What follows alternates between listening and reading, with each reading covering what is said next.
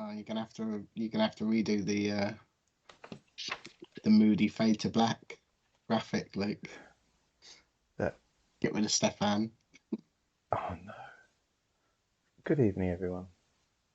You just got some directional directions from you in there. But before I say anyone else, it's just something we need to say first. Bear with me.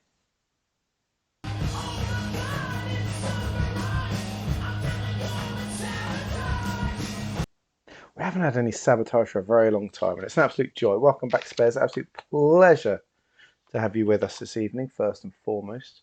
And we'll simp for you. We're going to big you up to the VOD squad.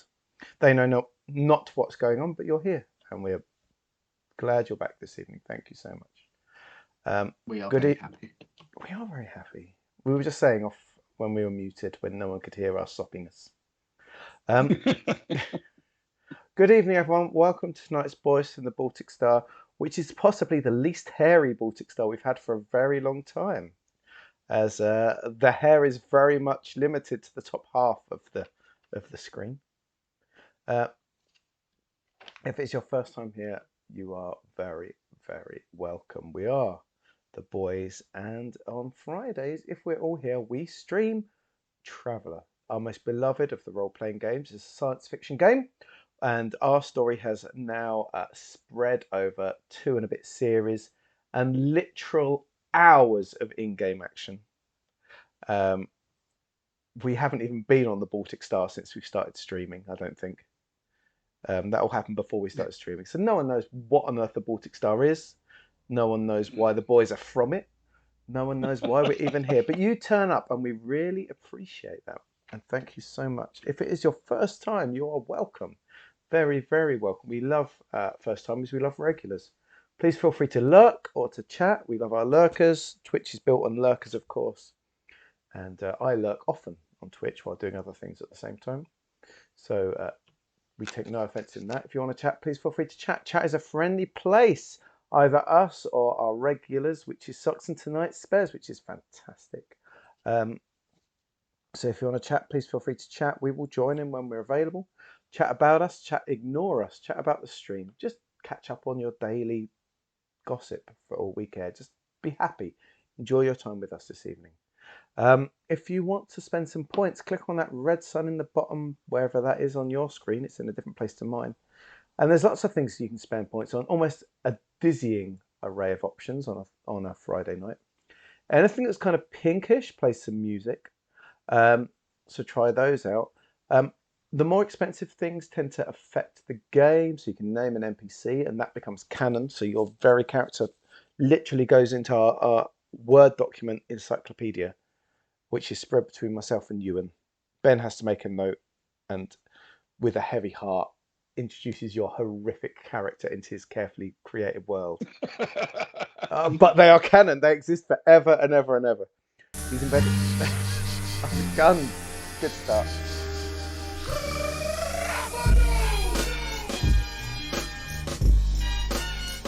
Whoa, there we go. Name an NPC.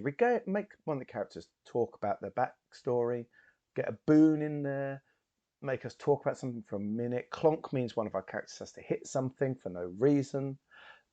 Stefan's Sneaky Masterclass means Stefan has to nick something and it always brings something into the story at the wrong moment. Other things are just part of the storyline. Daddy Agnar mode means that Agnar has to pay for things, which is always wonderful. I've taken off Kara's artistic thing because I've just ran out of Sharpies. And Post-its. You're right, John. How you doing? Absolute pleasure from bed.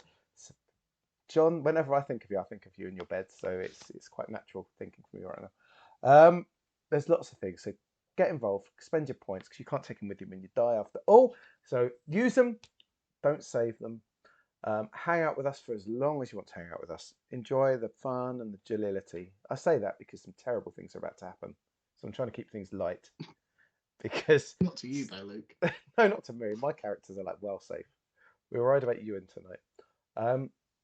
But before we get there, I suppose I better introduce my fellow boys for the evening.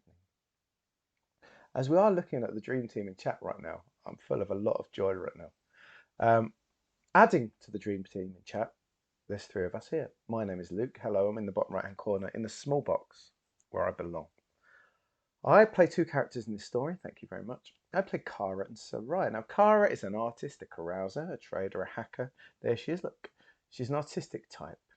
She's made of glass. Her strength is very low, so when action happens, she hides at the back. But when there's talking to be done, she goes to the front. Sarai is a borderline alcoholic who's spent 14 years pretty much on her own in spaceships. So has probably a load of social problems, but she does okay. She's a lovely character nonetheless. There's a beard for Ben. Thank you. I need to put the beard for Ben on because it has been upsetting me. I'm glad you put it there. Let me just move it. There we go. Always move it. There we go. That's Ben. At the top, jump past the bearded one to the guy at the top, and that is my brother from another mother. He is the housewife's favourite yet again. It is the beautiful. He's like the D'Artagnan of our musketeers, quite frankly. It is Ewan. Good evening, Ewan. How are you? Hey, Luke. I'm good, thanks. Ish. Ish. We'll see. What? Ish. There's nothing to worry about. Everything's good, right? Everything's good in the hood. No, I know. I trust Ben. That was your first mistake. You see what you did wrong there. Yeah. So it's been a series of mistakes, starting last week and ending with me trusting Ben. Oh, But nevertheless, I do. that's what I like about you. You're very trusting, and I appreciate that in a friend. Who do you play in this tale of ours, anyway? I play Agnar Arnson, the floofiest of Varga former generals on our crew, who is quite good at medic and also military tactics. I think he's the only one, but he is the floofiest for sure. And I also play Stefan Miller, who, we're not going to talk about too much because I don't want to get emotionally attached to somebody who's about to die. I don't know. I think he's got at least a 30% chance of survival.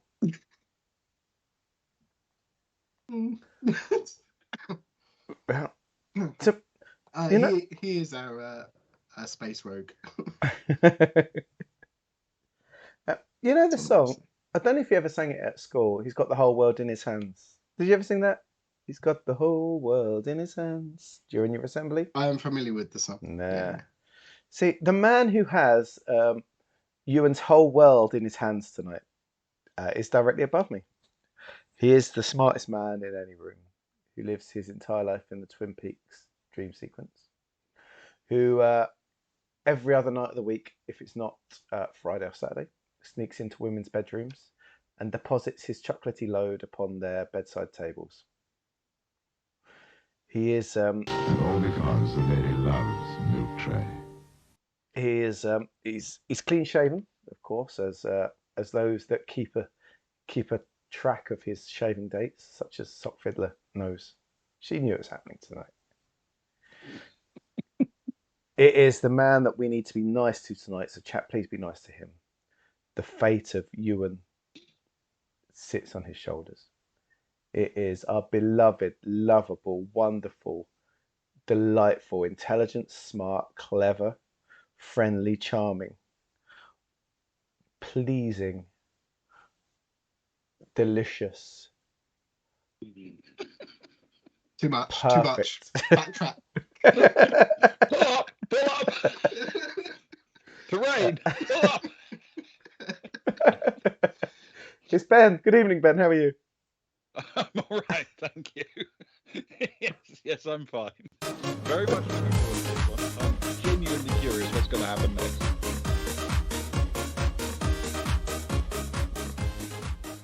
Well, get a drink down you. It might take the edge off. Oh, it might. Yeah, it might indeed. Murder's always easier after a couple of drinks, I hear. Delicious. How are you doing anyway? How are you doing anyway, Ben? By the way, before we go on, I'm all right. Yeah, you're all right. Yeah, it's been a long week, so very much looking forward to to an exciting, friendly Friday. How about a boring, unfriendly Friday? I mean, I don't think we're really equipped to do unfriendly. We're definitely equipped to do boring.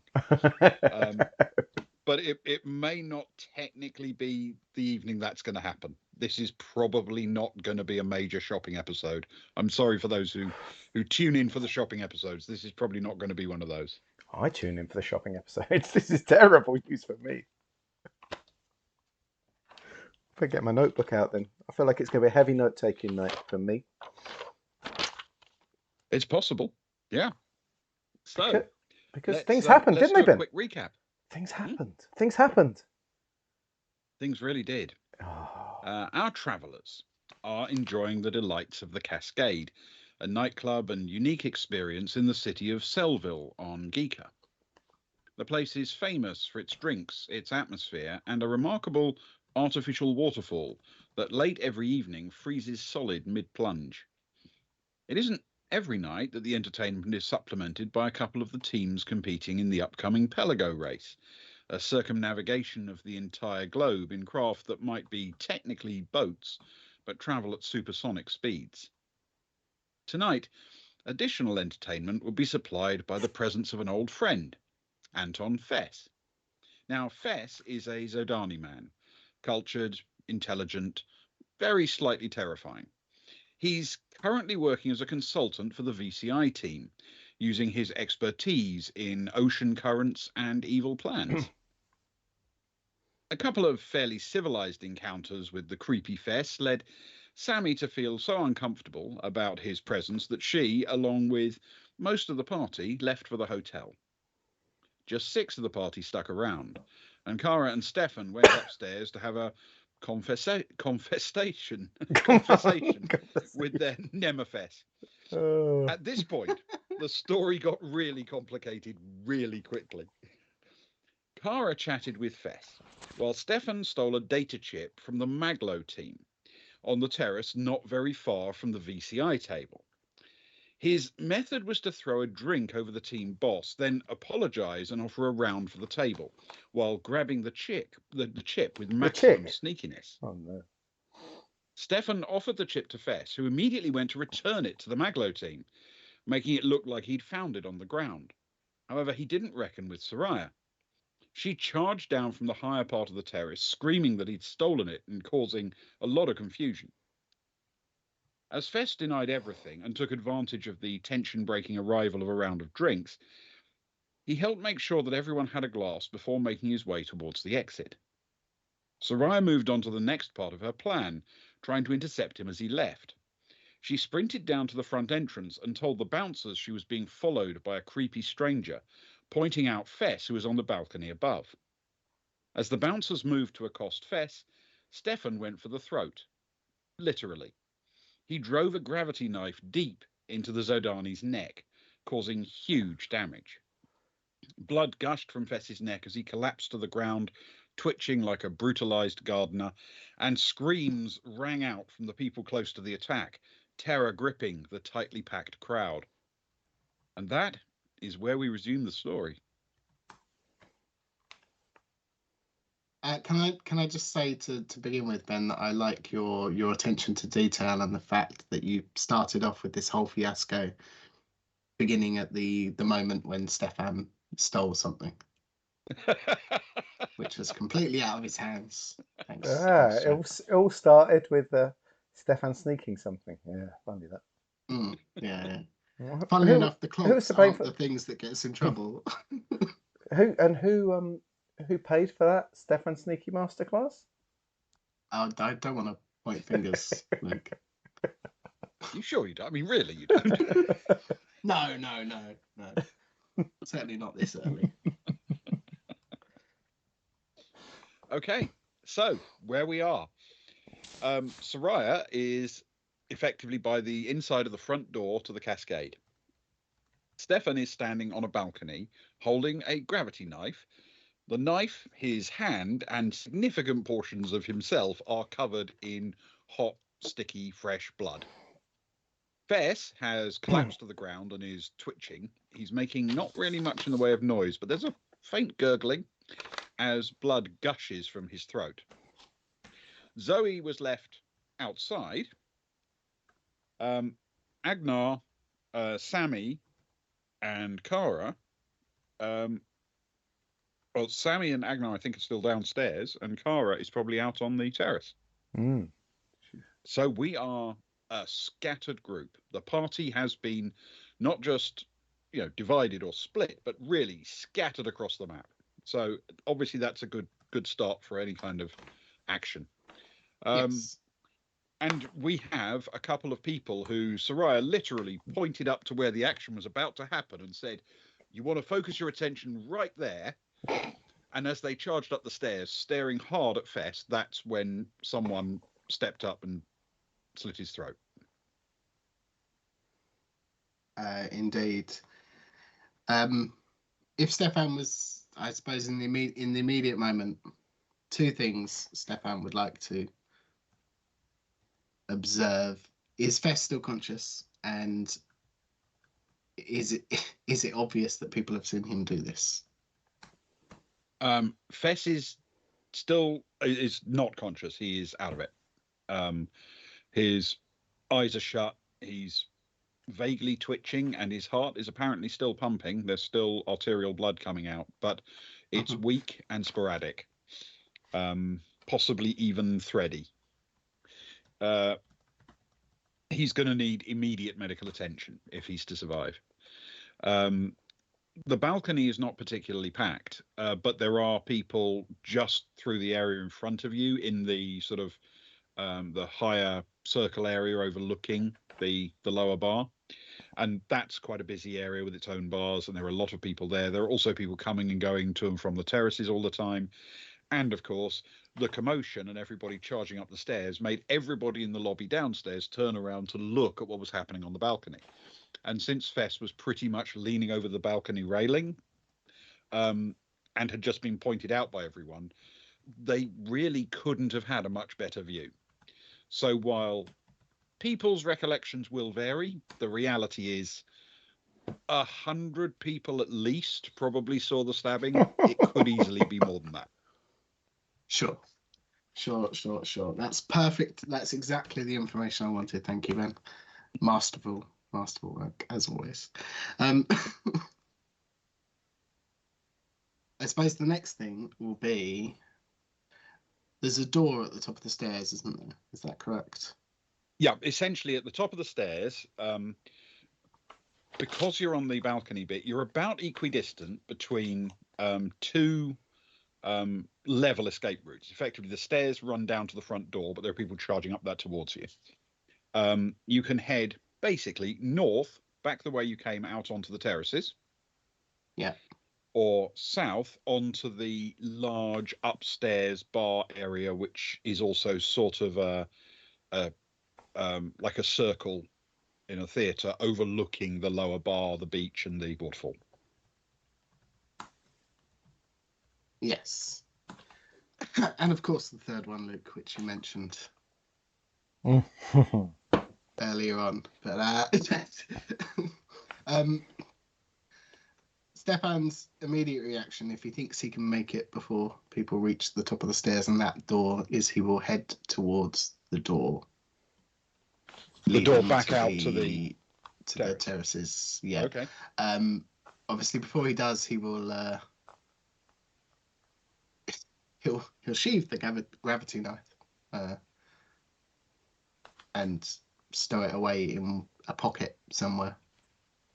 I suppose, being a gravity knife, it's relatively quick, right? Oh yeah, that is one of the advantages. You can literally flick it back into its grip, into its handle, and then throw it in a jacket pocket very, very easily. Yeah, so he will do that and head. If he thinks he can make it, he'll head casually. He won't sprint at this point towards that door. All right. I'd like to think he'd have a reasonable idea of.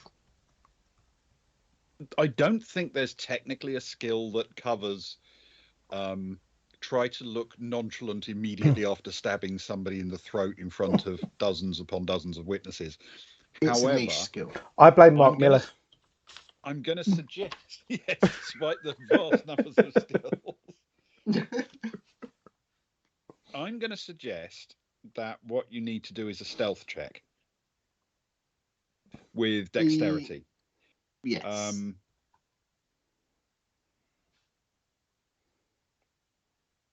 It's going to be a relatively difficult one, and it's going to be with Bane. Should have been warming 3 dice.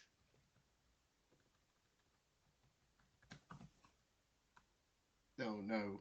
So it'll be stealth plus dex. Yeah, that'll be the start as we need to go on. That's a double 1 plus 3. Oh, well, at least it's not a negative. Yeah. Classic which has happened many years ago. You set off, and what you discover is that you can move quite easily without any particular challenge, because people have, perhaps unsurprisingly, backed away from the knife-wielding maniac. But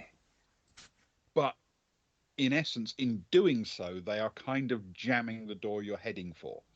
As you start to move, trying to look subtle and sort of blendy in and what have you, that leads to them tumbling out of the door onto the terrace and scattering in all directions.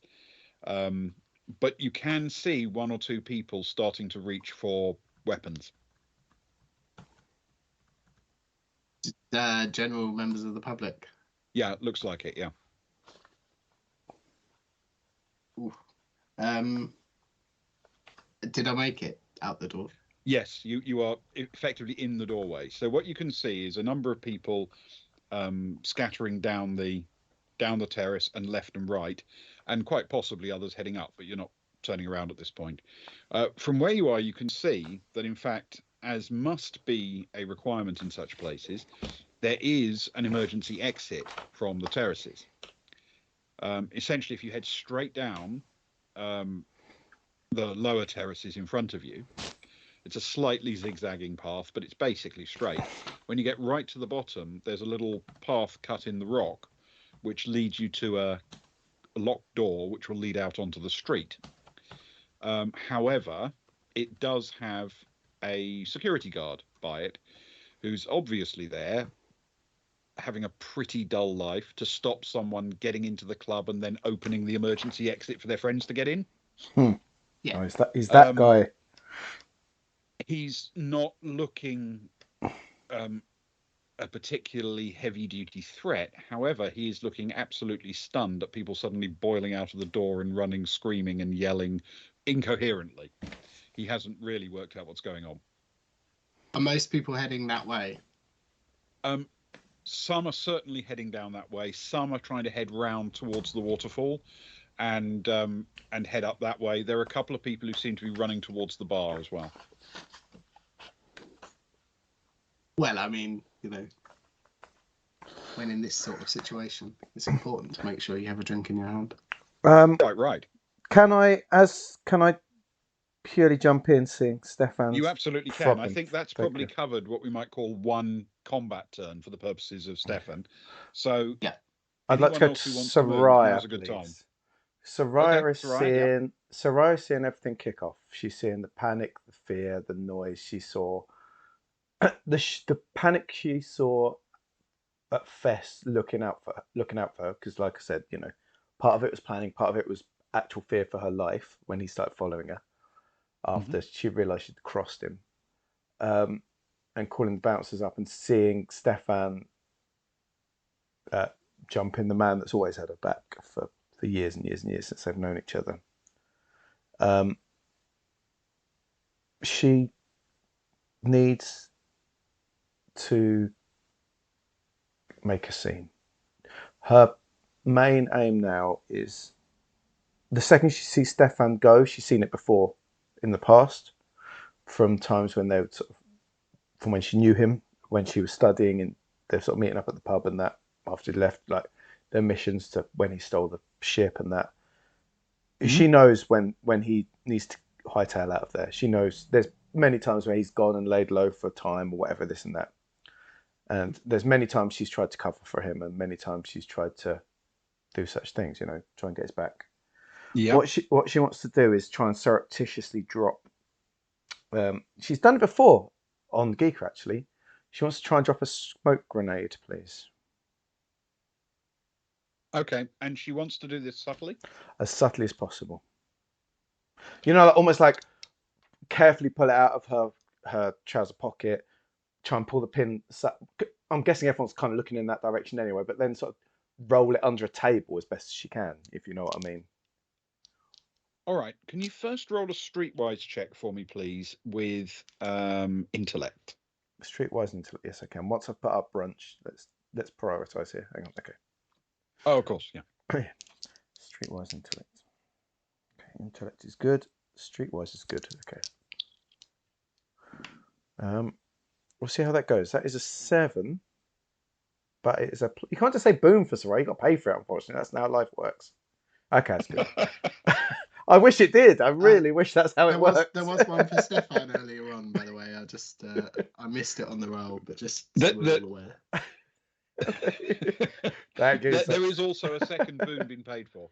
Yeah, I've got the boon now. It's good. It's a 7 plus 2. It's a 9 for Sarai. Okay.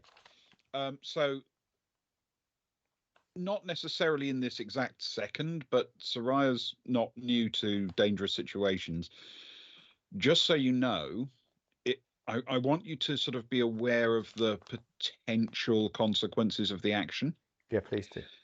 And I was checking to see how observant you've been of other things that might be relevant. There were where was that roll last week for Stefan? Sorry. Nobody warned me of the consequences. You don't think it was pretty obvious what the consequences of stabbing someone in the throat in front of a crowd of people would be? I don't know. Some people you just can't help. Just so you know, in terms of the bouncers, there are 2, heading their way up the stairs still. There are 2 more at the door, very close to you. There is also a camera which monitors crowd movements above the door, facing inwards. Okay. And you would have, it's not particularly hidden, you understand? Yeah. It's good to know.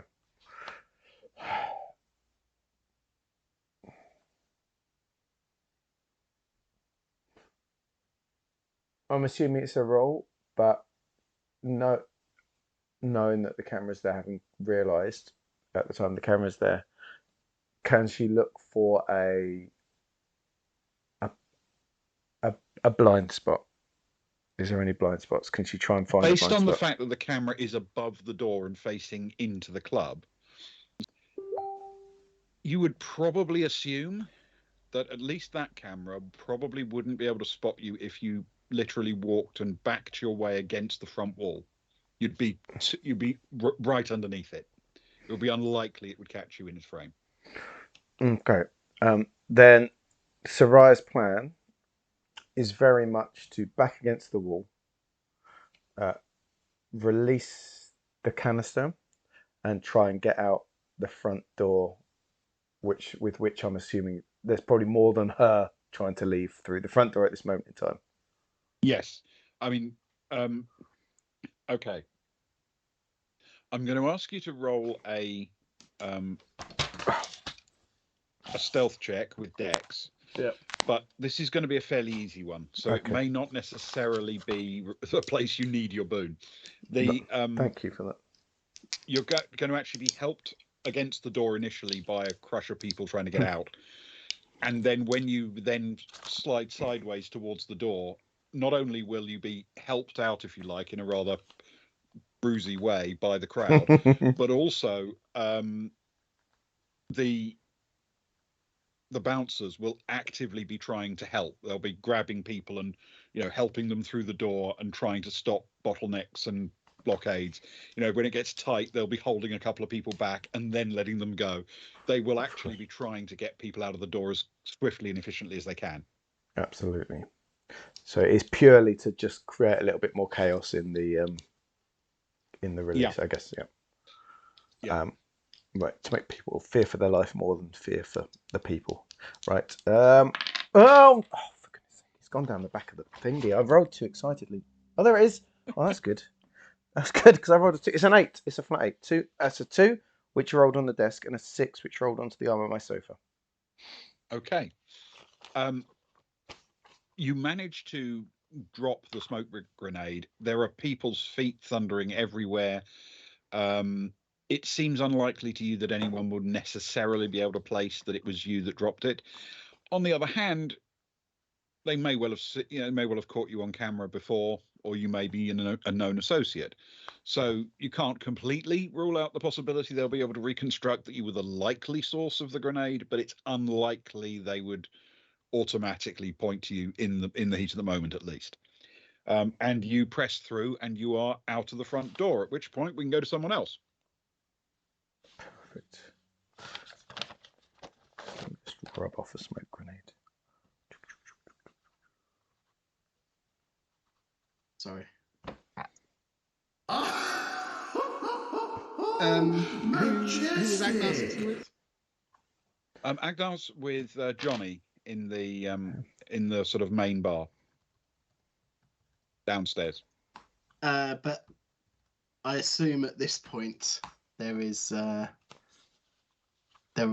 are very much aware of people rushing to the doors and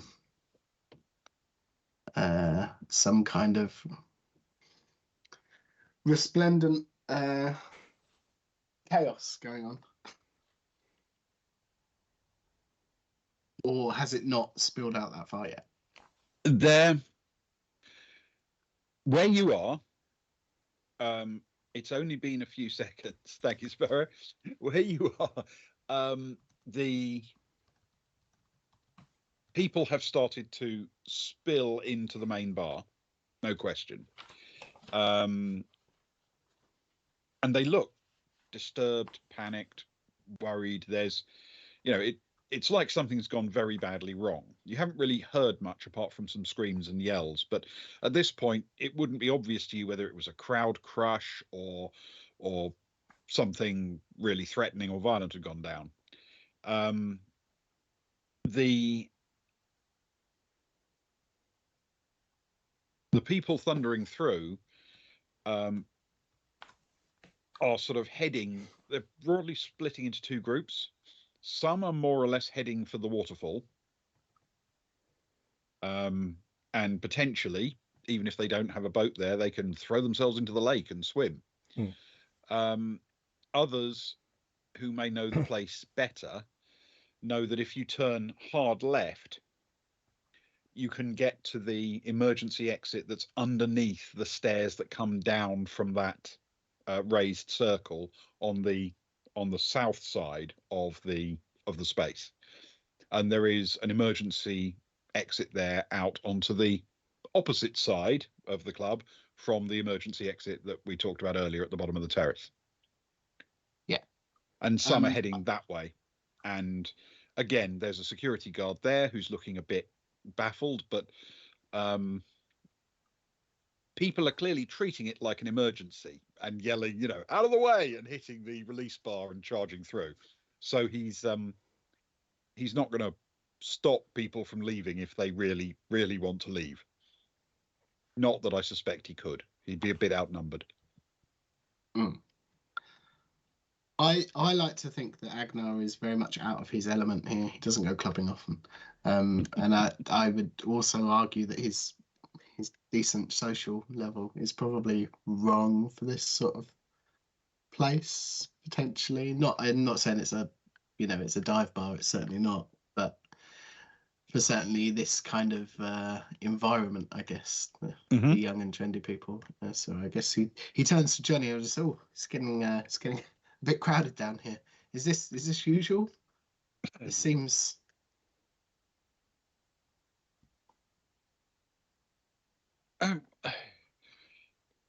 I'm not really familiar with the place, but the running and screaming and yelling and panic does seem uncommon. I'd agree. Quick, and who? If there's someone running past the table, he'll grab out a claw, I suppose, and try and hold them up and say, "What's happening?" All right. That's going to be athletic strength plus strength, please. Oh, Agnar's. What's the opposite of a wheelhouse? Poop deck. Yeah. Stephanie's poop deck. That's a 7 minus. Did you say athletic strength plus? Plus strength. Plus strength. This is 7 minus 1 is a 6. Come on, dice.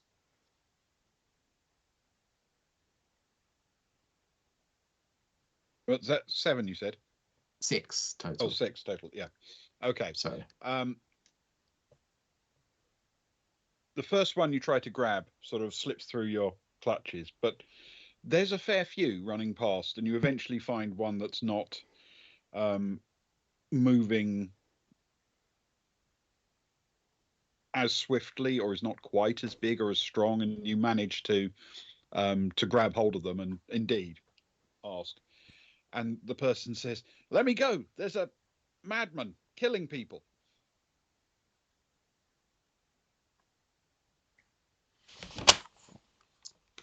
At which point, Agnar lets go and turns back to Johnny and sort of raises one eyebrow.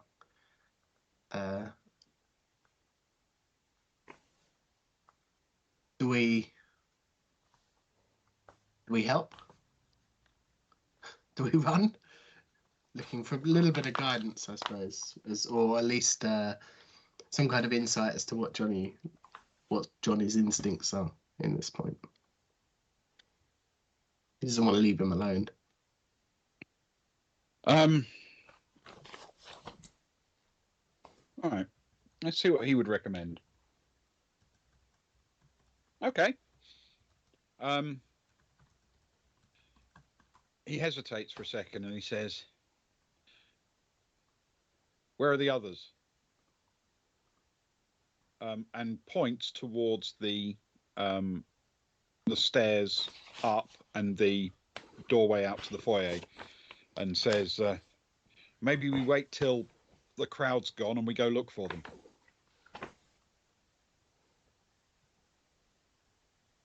Yes, yeah. I'm certainly not going to fight against this wave of people.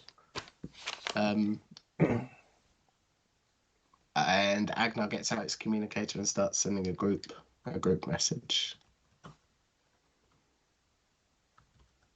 Okay. All right. Well, with that part done, we need to move on to Kara. What message did, knowing that it'll come through at the end of her turn, what message did Agnar put out? He'll just put out what's going on. Everyone's running, fleeing. Where are you all? Okay, cool. So let's go through what Kara has experienced in the last 2 minutes of her life. Lay it on the table, Luke. Lay it on the table. She had decided to try and lay it on the table and walk along with her hated Fess, who freaks her out massively. But she tried to hold it all in and walked with him up to their table underneath the waterfall. Sat down, talked with him some more, trying to match him in his friendliness, but getting some weird vibes off him. What was it he was saying? Like, "I like you, that's such a shame," or something like that, wasn't it, Ben, if I remember? It was very unpleasant what he was saying to her. It was. Yeah. It's like, "I like you, that's why it's such a shame that I'll soon have to say goodbye," or something like that. So she was when she said something like, he said something along the lines of, it's she said, "We'll meet again," and he said something like, "That would be a pity because I rather like you." Yeah, exactly. So she was on edge. We hadn't gone back to her since then, so her skin, up the back of her neck the heckles would have risen. Should have felt very uncomfortable about that. This was about the time that Stefan started doing his shenanigans with nicking things and offering, and because he jumped in, offered them to Fess. Fess went back. So Kara would have seen that unfold. She'd have then seen Soraya rushing down from above them. Well, I think Zoe's up there as well, if I remember correctly, shouting about him nicking them. Kara had been a bit slow on the uptake, but realised what was happening, that Soraya was basically framing him, right, knowingly or not, framing him for something he hadn't done. And seeing that go, seeing them rush in, being a bit shocked at what to do, seeing Stefan follow past, and then the next thing she knows, they're screaming and rushing out. There's people running in directions with their hands on their pistols and things, and bouncers barely keeping their job together, I guess, as it was going. And she's still sat under the waterfall, watching what's going on. What she would do, I guess, at this point, is she'd get up from her seat and she would look upwards to the top of the waterfall, and she would shout out, "Zoe, are you up there?"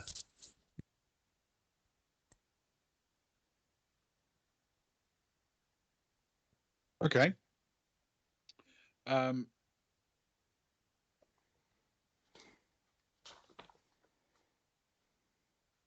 right.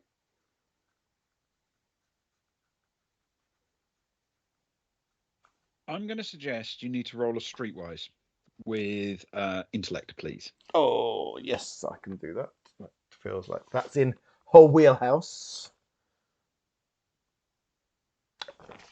Good enough. Are we getting there's two NPCs, Ben? Have you got them both? Yes. Good. Okay, that is only a 5, but plus 2 is 7. Okay. You yell up, and you can't hear over the noise of the water any immediate response. So you may not have been heard. You may not have heard the response. She may not be where you're expecting.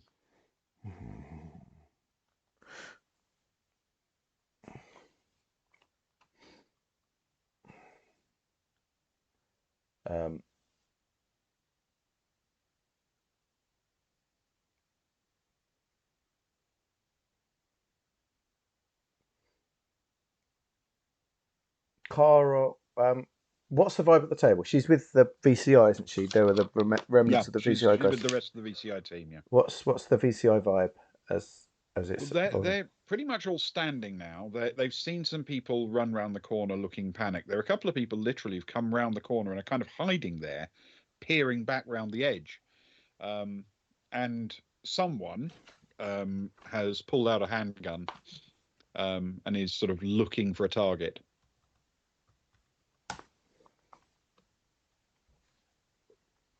Cara will sort of look for the guy with the handgun, and she'll say, "What's happened? What's going on? What's happening?" One of the people on the corner, not the one with the weapon, responds, "Stay back, there's a guy with a knife."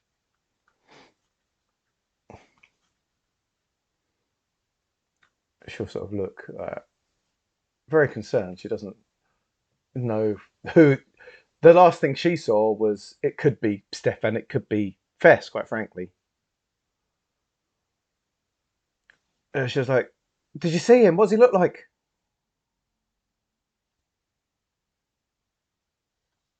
Good question. The guy yells out, "Skinny, human, male." Would that be enough for her to place Stefan above Fess? Not necessarily. Okay. It's a better description of Stefan than it is of Fess, but not knowing the person you're talking to. The You don't know what they comparison, would yeah, focus on. what they're Yeah. comparing against, yeah.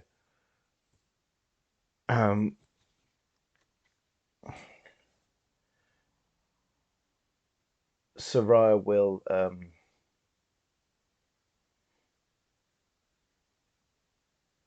get up from the table, and she'll head. She'll make sure that she's armed, and she'll head towards the doorway, pushing as gently as she can against, no doubt, the stream of people rushing against her. She's not trying to barge in. She's just trying to get a better vibe of the situation. So she's going to make her way all the way down the length of the terrace. Yeah, not super quick. You know, I'm guessing there's a stream of people coming past anyway, but it's not like she's There going are to a go. few. She's Yeah. not going to go in all guns blazing, but she's feeling very useless where she is. Yeah, most of the people have headed down the terrace in the distance from you. You know, and when you go round the corner, you can see them heading right to left and going down the terrace towards the exit. But there are a few who, in their panic or dismay, or because they left their drinks and want to go back to them after everything's been sorted out, have decided to head round the corner here and hope that they won't get found or won't get attacked, or that they can take shelter behind somebody who's carrying a weapon. Yes. As you go round the corner, though the angle's a bit confusing because of the sort of twisty, rocky arrangements of the terrace, it isn't very long before you come round the corner and you can actually see Stefan. She will feel, in that instant, she will feel a massive. It's weird emotions, right? But the main first emotion will be relief. And then I'm guessing she can't get close to him, but she will try and keep eyes on for what he's. So she'll look. If he's going one way, she'll sort of push her way to the other barrier to try and watch where he's going next. Not necessarily to intercept, but to see where he's heading. Okay. All right, which brings us back to Stefan. But before we do that, I need to make a quick roll for Zoe. Sorry about this. Okay. All right.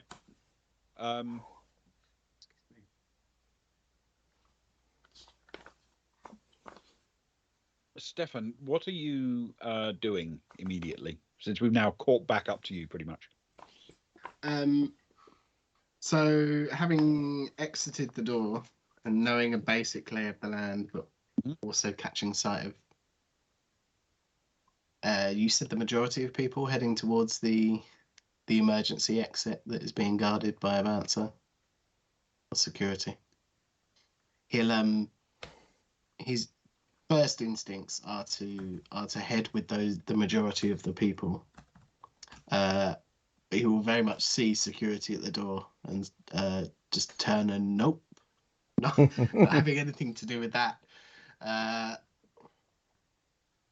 So he will head. He won't head back through the door, but he'll head up into the terraces. Is it? Yep, he can climb up towards the sort of waterfall. artificial waterfall machine. Yeah, obviously that's the other end of the terrace, but yes, he can certainly do that. Yeah, he'll head in that direction. He'll clearly have his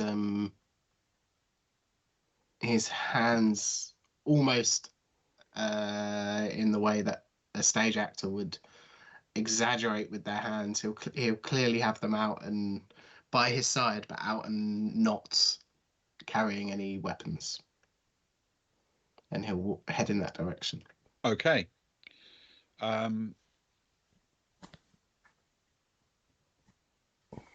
There are visible to Stefan as he makes his way up. There are basically three people. There are two looking too stunned to move, almost just still sitting at their table, but holding hands as if for reassurance as he walks up. He's not exactly covered in blood, but his hands are very wet. He's got splashes of it across him. But of course, they have no way of knowing if he's a perpetrator or a victim. So they're just staring in horror at this guy with a lot of blood. The other person you can see, of course, is Zoe. And Zoe is sprinting towards Stefan. And if you're moving towards her, you will pretty much reach each other just as you reach that top level. And she, of course, still not knowing exactly what's going on, is going to screech to a halt and say, "What do you need?"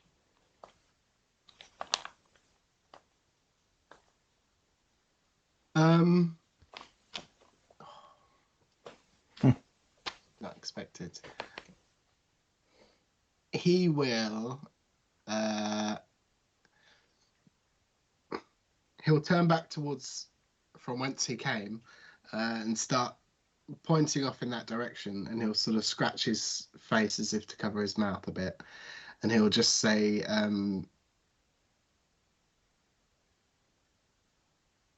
it's best if you're not seen associating with me.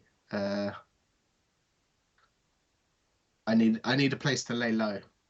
And he'll start, gesturing and making a stabbing motion as if he was describing the scene of what something has just happened through the door to somebody that he doesn't know. Does that make sense?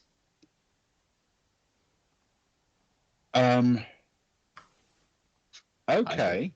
This is all right. And he'll try and keep it as brief as possible. She's going to say a couple of thoughts. I can make a citizen's arrest, keep you from harm, and march you out of here trying to bluff it. But I suspect the bouncers will stop us. Or the cops, depending on how quickly they get here. If you want to make it out, I don't know that up was the right choice, but now you're up here. Other end, I guess you can hunker down right underneath the top of that waterfall. I'll see if I can distract them.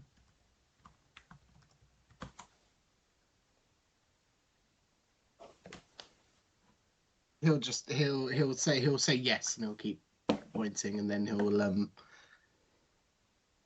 Quick question, Ben. Last game, I'm pretty sure I definitely made a point of Stefan walking to the edge and having a sip from his beer whilst looking out over the vista. The wonderfully described vista by a brilliant GM, of course. The waterfall, does it head into the lake, doesn't it? It's just outside of the... Okay, perfect. Yep. He will do that, and then he'll turn as if he's carrying to walk on and pay no attention to Zoe. And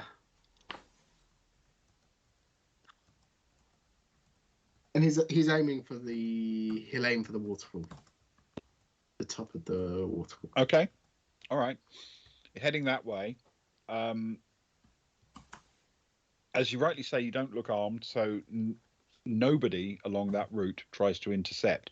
But by the time you get to the end of the waterfall, what you can see is essentially it's an entirely artificial waterfall. It pumps water out of the lake, raises it up inside cunningly concealed pipes, and then pushes it out of a narrow slot onto a very short channel, a little bit like a very shallow river, but it's completely square-sided. It's not remotely natural. Where it hits a lip and falls over in an elegant curve, which crosses over that balcony down below where the VCI team have been, just missing them and keeping on its way down until it splashes another story below that into the lake. So you're literally standing next to this very short stretch of river. It's maybe 2 or 3 meters between it coming out of the pump system and sort of sorting itself out in the flow before it goes over the edge. That's all there is of it. And it's not frozen currently. No, not at the moment. It's flowing. How deep? Inches. Probably about 10 centimeters deep. It's deliberately designed so that it goes over almost like a curtain. Cool. He'll wade in and make his way to the edge of the waterfall. Okay. It's only coming up to his ankles, and as he does so, we've got time to cut to other people. So, Soraya. Doesn't have to be Soraya, to be fair. I'm happy for it to be Soraya. So I'm trying. Stefan sort of heads into the waterfall water. I assume that during this time, Soraya's not fighting it, so she will have been part of the crowd, sort of helped out front of the club. Yeah. I mean, she'll have picked up a couple of minor knocks and bruises from a door frame and an elbow, but basically she's made it out intact. Yes. As she gets out, she tries to get into a bit of space where she can get on her device, I guess. Yeah, the easiest way to do that is to turn left as soon as you're out of the door. Where the queue was, which is to the right, and the majority of the city, that has started to attract a crowd of rubberneckers who've joined the people in the queue who are hearing fragmentary information from people fleeing the club. Yep. So they're not going anywhere, and that makes it a bit more crowded. If you head the other way, though there are people coming out of that emergency exit down that side, they mostly are trying to put a bit more distance. They're more nervous and they want a bit more distance from the club. The people who are outside and are just learning about it secondhand are a bit less scared. So I'm assuming they're the ones that are getting their device out and starting to film things and calling people and messaging anyway. So she won't be the only one on the device, right? When she gets out, Soraya's job right now is to message Kara first and foremost. Okay. Have we worked out before I'm sure we've talked about this before, the level of security in our messaging, Ben? It has been discussed, but I can't remember what it is. These personal message devices are really quite secure. The principal weakness in them would be if you're using a device like this, if one of the people in the group was to allow access to the messages, then they would of course compromise all of the messages, not just their own. Got you. But if people refuse to cooperate, it would be basically unhackable. Got you. This isn't going to the group message. This is a direct message to Kara, and she's going to message.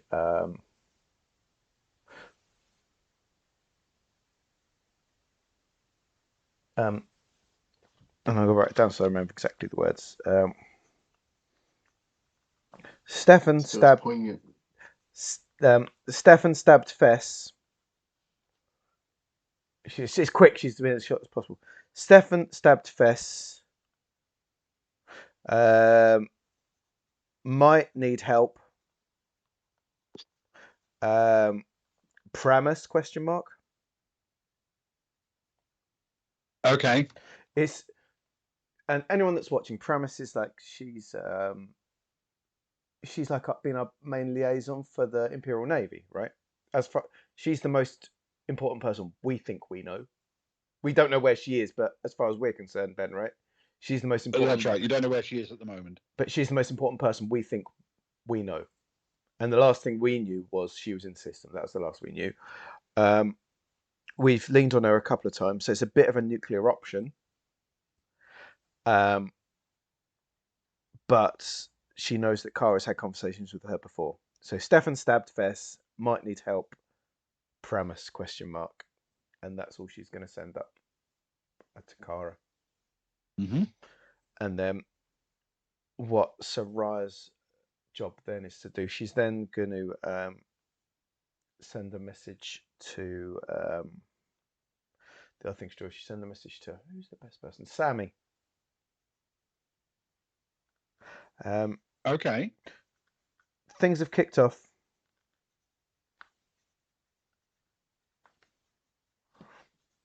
Are you lot okay?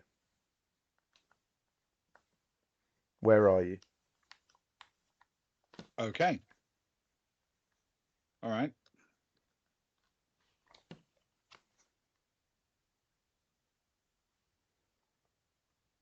All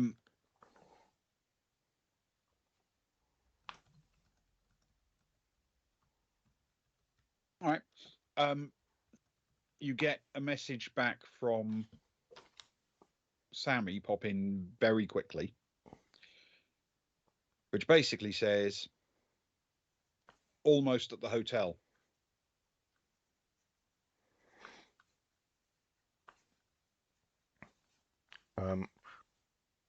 If Sarah's got time to do one more message back, she'd like to send a message back saying, cool.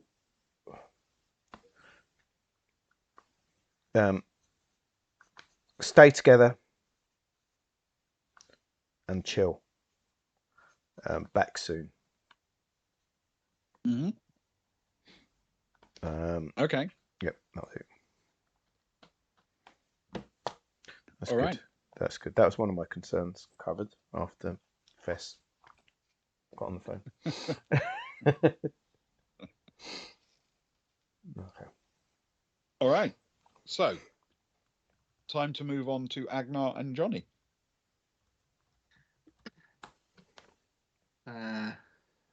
I like to think we cut back just as Agnar is saying to Johnny, and so I said to the corporal, "That's okay. That's not my wig." And then he's looking around to see whether the flow of people has eased yet from the exit of the club. Okay. The flow is definitely easing now. There are still people coming, but they're starting to calm down. They're looking less panicked, and the people who were really rushing have made it through now. Others are leaving. A few have decided not to. They're looking a bit haggard, but they found a seat in the lower bar and they're settling in and looking around to see why nobody's serving at the bar. It's a much thinner experience now. So if you want to go somewhere, you wouldn't have any difficulty forcing your way against a crowd, for example. It's weird, Johnny. It seems as though things have calmed down. In fact, there's people over there waiting to be served. Should we? Come on, let's go. I think we can make it through now. All right. Back into the lobby or up? Trying to think where he last would have seen any of the group, because he hasn't had any. Yeah, you'd have seen the others walk through to the lobby. That was the way they went upstairs. But you could get upstairs, up the side stair as well. Do either of them look quieter, easier to pass through? Last question, I promise. The lobby is the actual entry into the lobby doesn't look particularly busy, but there's a fair amount of noise coming from there. It seems there are still a few people in the lobby, whereas the stairs up to the big circle look pretty empty. Come on, let's go up. Okay. The two of you head off up. There's a couple of people milling around looking a bit baffled and confused. Not really, in many cases, they're not entirely sure what they were running from, because everyone started running and they don't know why. Others are sort of calling people saying, it's fine, I'm safe, I'm okay, I'm still in the club. But you can hear people living the rest of their evening. You charge up the stairs, get to the top and turn left. You can see your way through onto the balcony. There on the balcony, there aren't a lot of people left. You can immediately see Fess lying curled up by the balcony railing, while he's being worked on by the two bouncers who charge their way up. And they are trying to administer first aid as best they can. Oh, Ben, what a situation you've lived before. Agnar, former military medic stroke general. Don't medics have some sort of law they're supposed to follow? And do no harm. Doesn't say do good. Just says do no harm. Yeah. First, disembowel no people with gravity knife. Can he obviously tell it's Fess? Yeah. The outfit, the team jacket, the shape, the size. As you sort of walk over there, it becomes really apparent long before you actually get to him. Yes, it's pretty obviously Fess. Not as skinny as Stefan, of course. No, not as skinny as Stefan. This is where I should have done more reading up about Varga Zidani relations in relation to what Agnar would do here. He'll head over and he'll look at what the bouncers are doing and says, "Dad, do you need help? I was a medic." Can you roll a persuade for me, please, with social? Well, I'm glad you've taken it out of my hands and put it into the hands of the dice, which is a -3 for persuade, because that's what I'm currently working on, but a +2 for social. So that's a 6 -1 is a 5.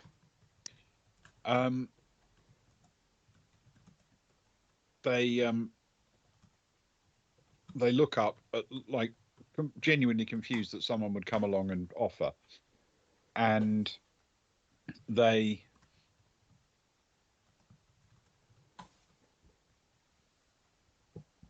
one of them immediately says, "No, get out of here. Emergency services are on their way."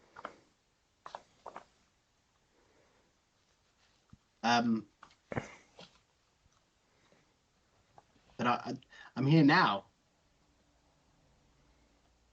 Don't you know who I am? Oh no! I'm embarrassed. I'm embarrassed for him. Oh, the pain. It's all right, you're not there. Yeah, thank goodness. Make another one, please. Oh, same again. Can I use social? Ragnar's Doom? Is that allowed? Yes, absolutely. You're using Yeah, why not? That was 6 -1. I show you what I rolled a 6, 6, and a 1. That's the most Agnar thing ever, to use a boon for don't you know who I am? Immediately. My kidneys hurt right now. And to roll a double 6 with the boon. I mean, yeah. Whew. Instantly, the one of the guys sort of rocks back on his heels and away and says, "There you go then." And he pulls out from behind him the medical pouch that he has on his belt regularly, and sort of throws it on the floor. "If that's any help, use it. It's a pretty basic med kit. It's not really intended for this kind of wound." What the hell do you think I'm going to do with plasters? These have got pictures on them as well. They're children's.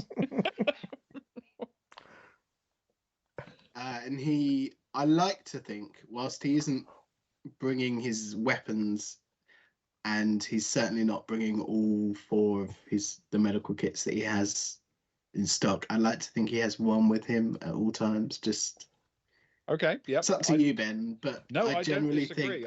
think I think he would probably carry a medical kit with him. Yes. So he will pull out his medikit +1. Oh, Pains me. Doesn't pain Agnar, but it pains me. Okay. And he'll say, this is what you need for a situation like this, and start going to work. Okay. All right. I'm going to need you to roll a medic check.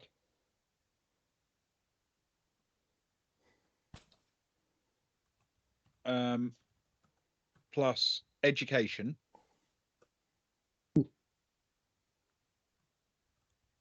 Yeah. And then add the +1 for the med kit. See what we get. Ugh. And it's a 5 on the dice, but luckily he has a +2 education.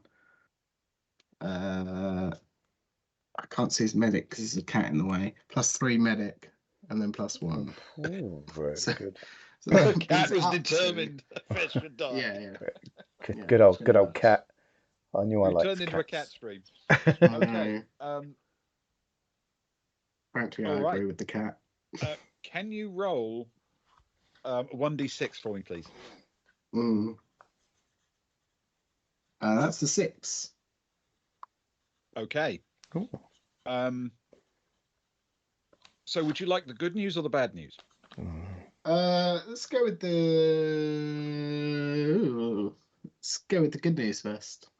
The good news, you managed to stabilize Fess. He is breathing more steadily. His heart is beating. You've managed to stop the immediate loss of blood. His pulse is still thin. He's very weak. He's going to require a fair amount of time to recover, but you have saved his life. The bad news is that is going to put you completely out of commission for 6 minutes. So until we come out of like instant combat turns, that's all Agnar's going to be able to do, realistically. Can he turn to Johnny and just say, look for other people that need help, or look for, do stuff. I don't need you here. Johnny nods and says, stuff. Yeah, I'll do stuff. And he walks off, drawing a handgun as he goes, and making sure that the bouncer sees him do that as he walks past him, so it doesn't come as a shock later. And he stalks off out onto the terrace slowly and very cautiously. Cool. Okay. Which brings us, very conveniently, back to Stefan.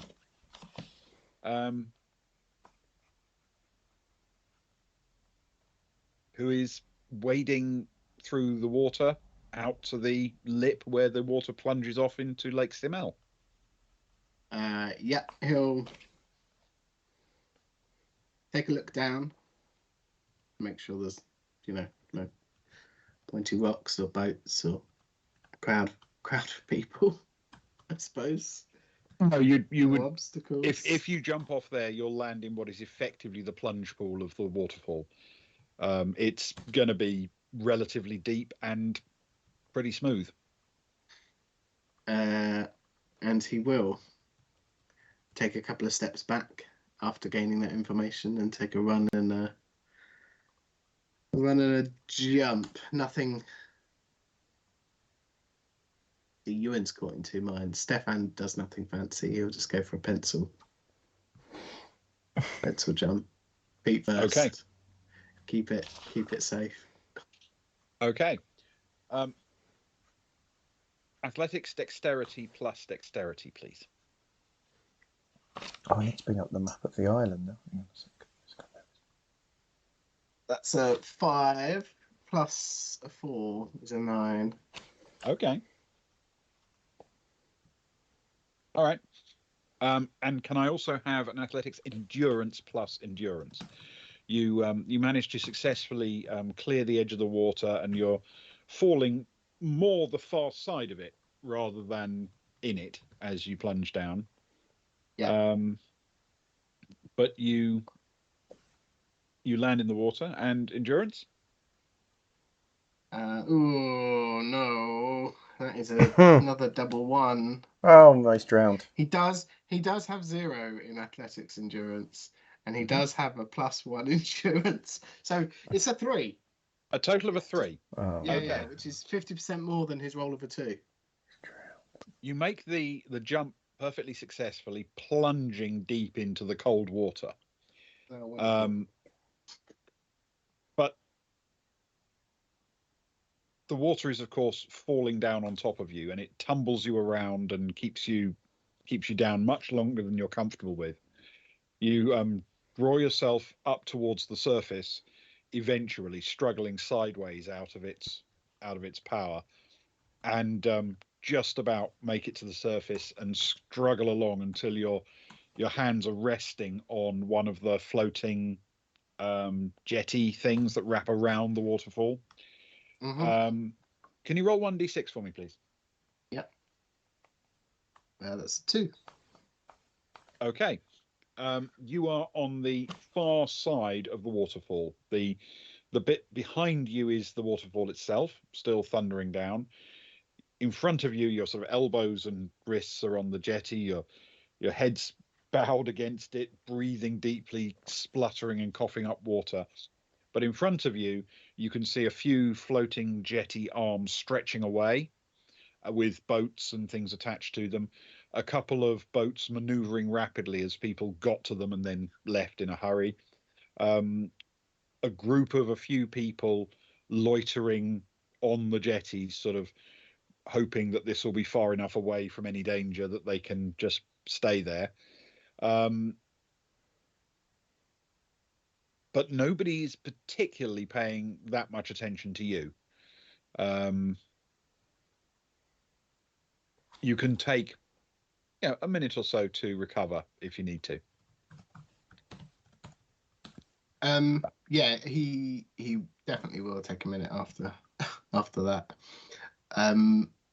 But as he does, can you look around and just see if there are any boats that haven't left but are preparing to leave? Does that make sense? That's only a jet ski. You know what? Roll a streetwise for me, please, with intellect. Well,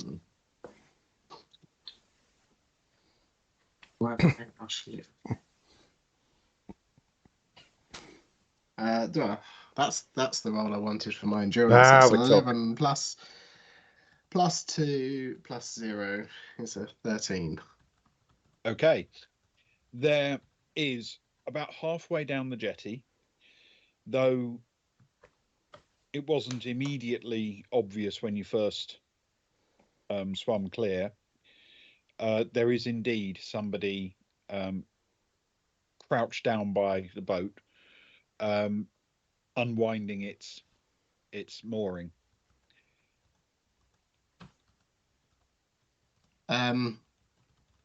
Seeing that, he sort of internally thinks to himself, I suppose there'll be time for rest later. And can he swim his way over to the boat, or start to? I realise this has been a reasonably long time. You could essentially you could do so by ducking underneath this jetty and swimming along, or you could clamber out onto the jetty and just walk down towards it. Either way would work to get there. I don't know which would be quicker. He'll aim to swim underneath, I suppose, trying to maintain as high a degree of stealth as he can at this point. Okay, so swimming is the route you choose. Okay. Athletics endurance plus endurance, please. Worked so well last time. Change those dice up. That's better. That's an 8 plus 0 plus 1 is a 9. Okay. All right. You duck under the water.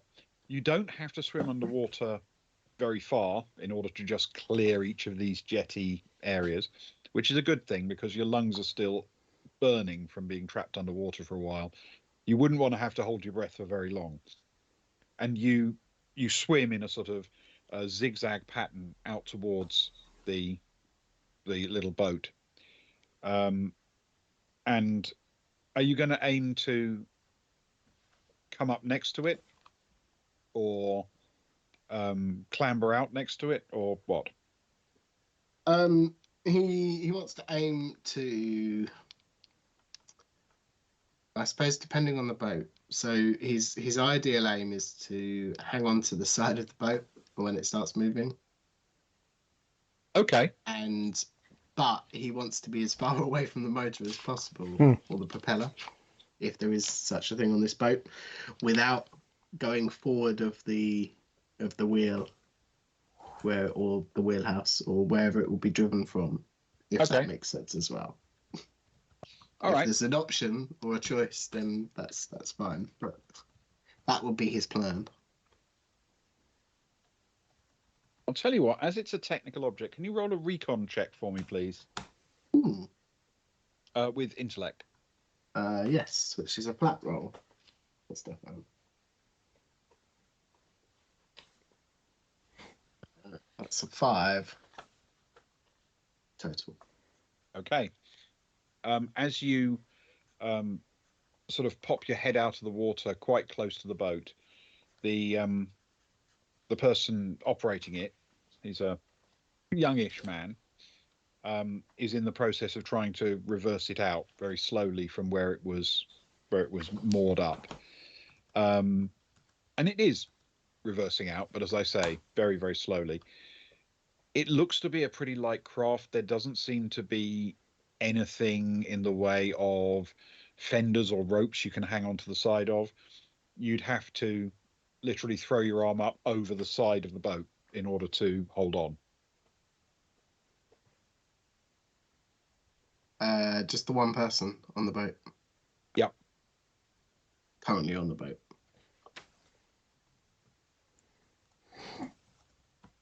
In which case, Stefan will attempt to fully enter the boat and climb his way inside. All right. So, as Stefan tries to clamber into the boat, can you roll an athletic strength plus strength, please? Oh no. Stefan's not too bad at this, but it's my downfall. No, he did roll an 11 plus 0 overall. Okay. Plus 0.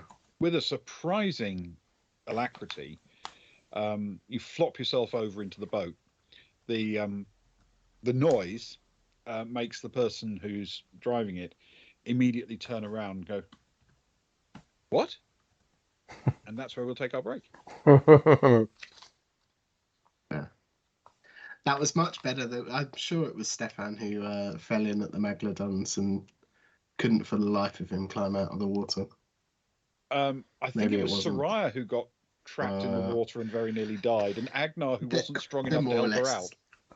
Yeah, they're more or less the same person anyway. Yeah, more or less the same person. They're so close. They're pretty much the same. It's almost like they're a meta mind, really, when you think of it. Exactly. Except MetaMind has a copyright over it, unfortunately, so we're not allowed to use I it. know. Yeah. You Well, saying say that? almost. You saying that means we now have to give £5 to each of Spares and Socks, which is coming out of your share of this next payout. Oh, Taking- great. Thank you. Right, everyone, we're going to come back in. Let me just get rid of Stefan on the map because he's at the top. Let's go to Giikur. Right, we're going to be back in 5 minutes. We're going to have a wee. We're going to get a drink. We could do all that sort of stuff. So please hang around. Don't go anywhere because it's exciting. This is like kind of James Bond stuff from Stefan tonight. It's going to be very fun. Join us in 5 minutes. It's been an absolute pleasure. Right, let's go to break. Now, don't mock me. Yes, the screen's up. Any more than usual, you mean? Yeah. Standard mocking is acceptable. No extra mocking, please.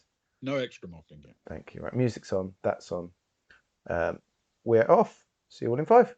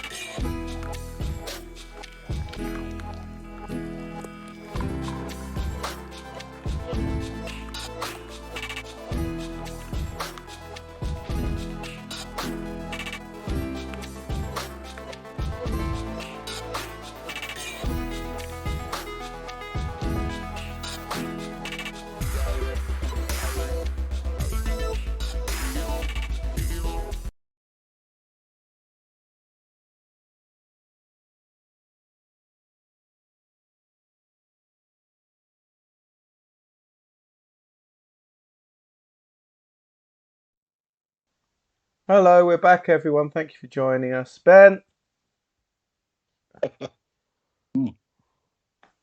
So, Grehil Bast, a man of remarkable liquidity, one might say, used to tell the most remarkable stories about his time.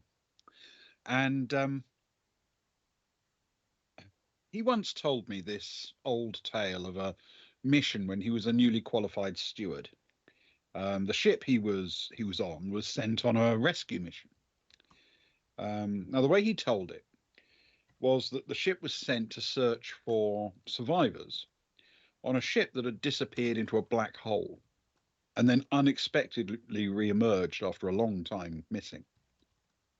And it turned out things were not entirely routine aboard the ship.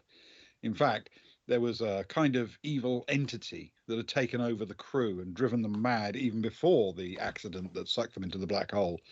And it had come back with them and was just as deadly as before. Now, Greyhill told me how that entity was finally defeated. It turns out that only someone with the most extraordinary skills could have achieved it, could have realized that its weakness was a jewel daiquiri with a twist of cranberry juice. But even then, only a bartender with unmatched skill could have made so many liters of that challenging cocktail so quickly, so perfectly, and so defeated the great evil and saved the entire galaxy. Only a steward of unrivaled brilliance could have saved the day, and all of the intelligent creatures of the universe can thank themselves lucky that he, Grehil Bast, was serving as the steward aboard the rescue ship. At least that's how he told it. And with that in mind, and Grehil being a bit of a guy who could embellish the truth on occasions, I would like to follow in that spirit and raise a glass to a man of extraordinary competence, extraordinary skill, who stood 111 feet tall and was possessed of an intelligence equal to the sum of most minor planets. To the late, great Greyhill Bast. It's Greyhill Bast. Great Greyhill Bast.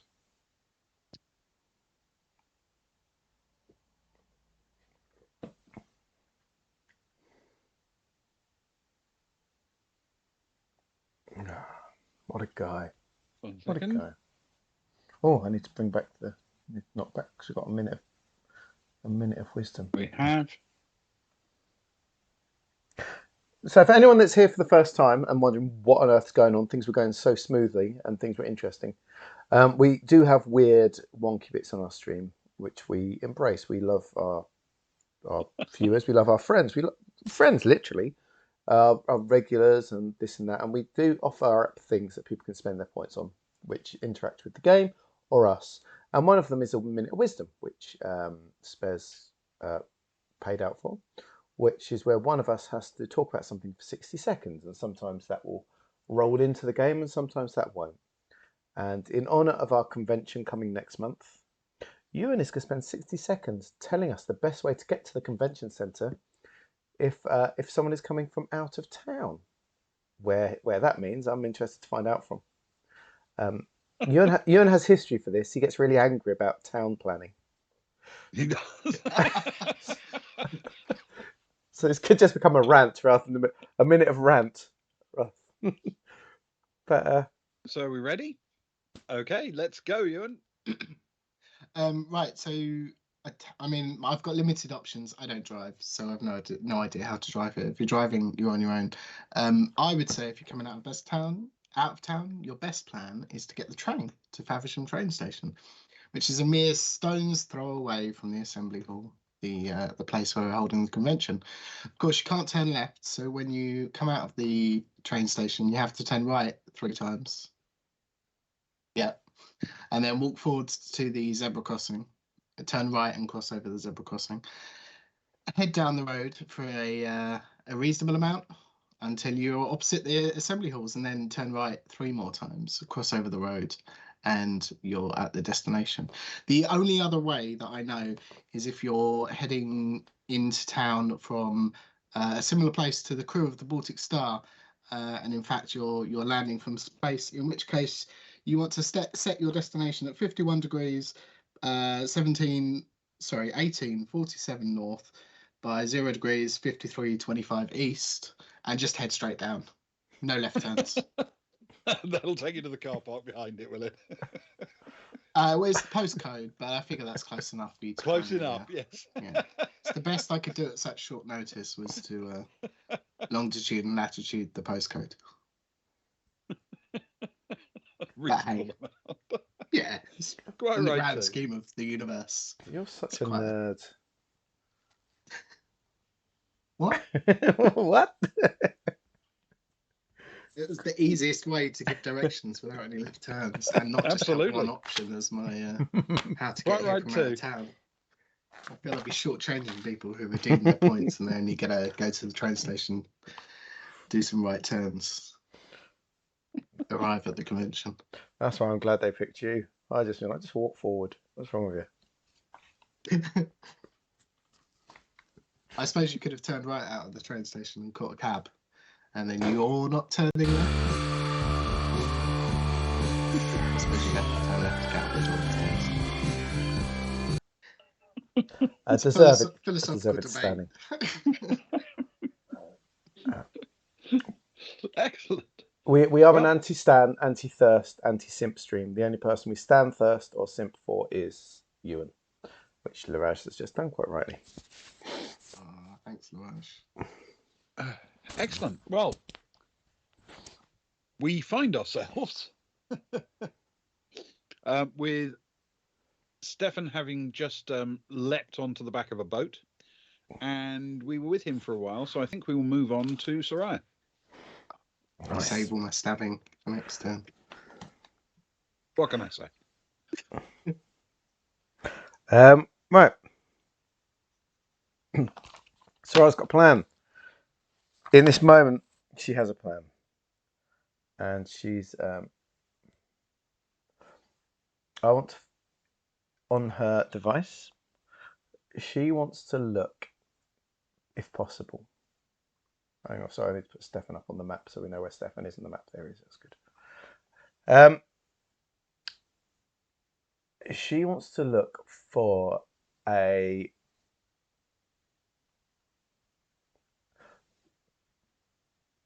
cheap, no questions asked. You know, we like the fine life, right? We like to spend a lot of time in fancy hotels. 5 stars is not enough, quite frankly, as far as we're concerned. 10 grand a night is our general pay, as it seems to go. She wants to look for, in Pito, we're talking like motel. We're talking no questions asked. You know, Google comes up, hotels in Pito, and you scroll down and you go to like page 10 and then scroll to the bottom of page 10. That is what she's looking for. Okay. This is something that's happened in the past. We talked about this. When Stefan goes no questions asked, she trusts him. And she's seen what's happened. All right. She wants to give him Can options. you roll an electronics computing with intellect, please? There you. Soraya got a boon, or was that just Cara? I can't remember. Soraya has one, yeah. Oh, good. Plus what? Sorry. Electronics compute. Electronics computing plus intellect. Okay, so that's balanced out. Intellect's +1. My jack of all trades means a -1. Exactly, the half-star motel. Half-star, quite frankly, is too much, Laraj. I'm going to take the boon, please, for this. Okay. She's spending her boon for a boy, which is probably for the best because I get to get rid of a 1, and it is a 6 and a 2, which is an 8. Okay. All right.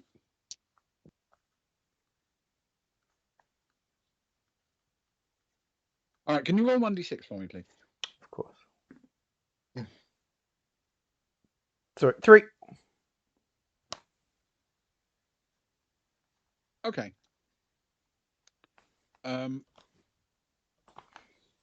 There is a place that catches your eye as you scroll through.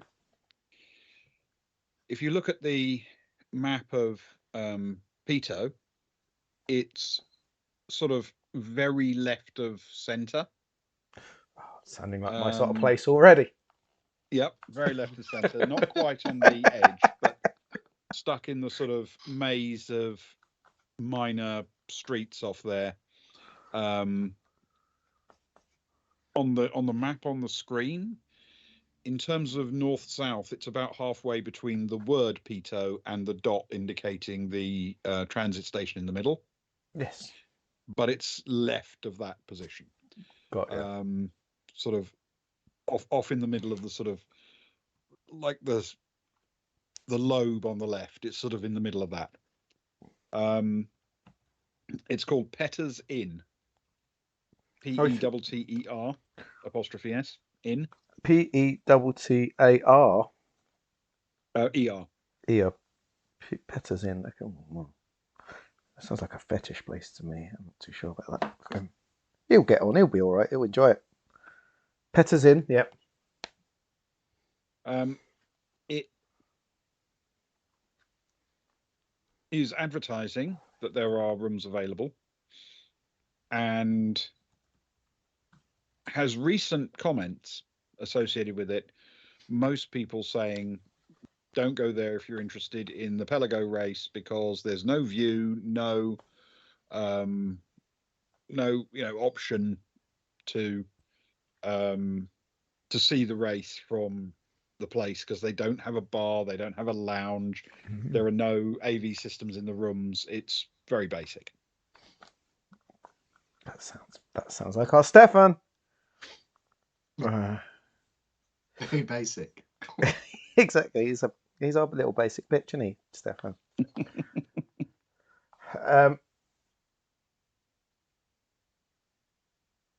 Saraya's going to look to see if she can book a room, please, for let's go 3 nights. Okay. Yes, you can indeed. You can book online. It's 29 credits a night. See, this is where we should be staying. Credits a night. This is where we should be staying. Ah, I need to tell Cara about this. She's getting shafted. Is she though? That's 87 credits. That is good. I don't know if that. I don't trust the Tim though. Hang on. Oh no! I knew I should have updated the sheet. I keep saying we'll update the sheet, but I never do. 113. Okay. Got a big hole in my money sheet. Okay. Hole in the finances. Yeah. Exactly. She books. She books the room, please. Now I'm trying to work out if there's a name I'm going to book it under. I know this is very interesting to me. Now, this is before anyone that watched, by the way. So sorry to anyone watching. Just when we first got onto Dilabra at the very start of our adventures, before we even met Stefan, did he have a different name of that? Was he working under a different name in Orbit? I can't remember if he was or not. Ewan, do you remember? I don't know why. Your entire notes for 3 years is half a side of A4, so I don't know. I'm asking you, but it's at least 4 half a size of A4, but the other 3 have been destroyed because they were deemed too old. Exactly. What have I currently got written down? Hold on.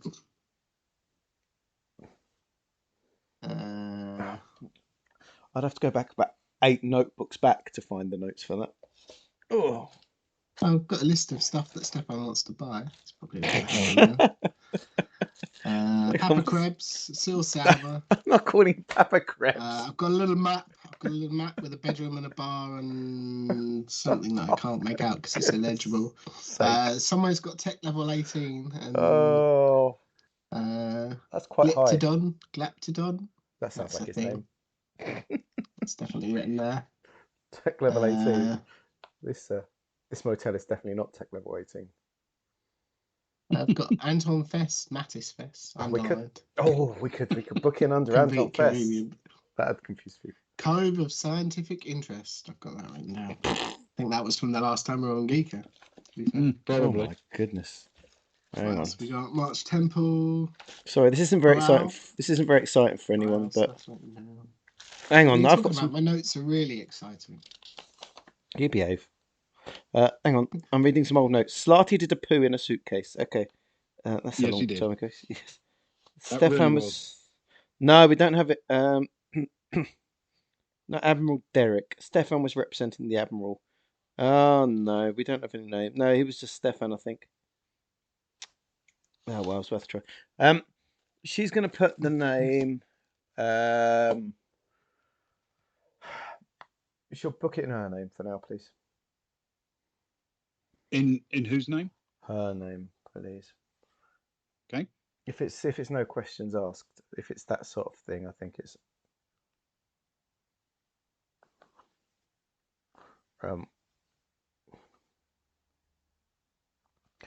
As soon as she books it, if the booking takes, she'd like to try and call the place, please.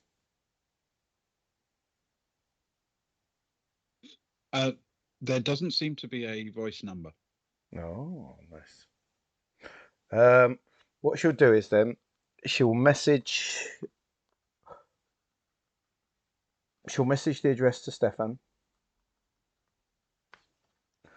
and say it's in her name and leave him to figure it out. Okay. All right. He's a smart boy. Yep, he will indeed. Right.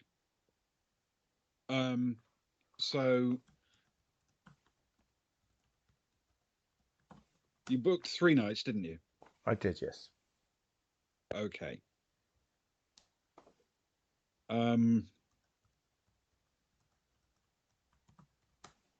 Excellent stuff.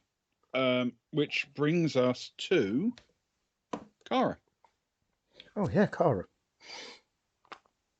Cara, who's seen people rushing past. She's seen Stefan rush out the door, run up to the roof, past where she was, because she was kind of down that. Probably saw him dive off on trying to put 2 and 6 and 7 together all in one go. Got the message from Soraya, which, if I remember correctly, was Stefan stabbed Fess. Fess Might need help. premise ? Yeah. And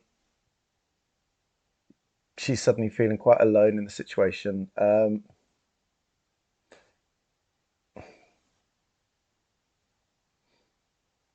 First things first, before she starts calling premise for nothing, she's heading inwards, please. She's looking for Agnar. Okay. So she's heading in towards the main entrance. On the way, she will pass Johnny. Ah, good old Johnny.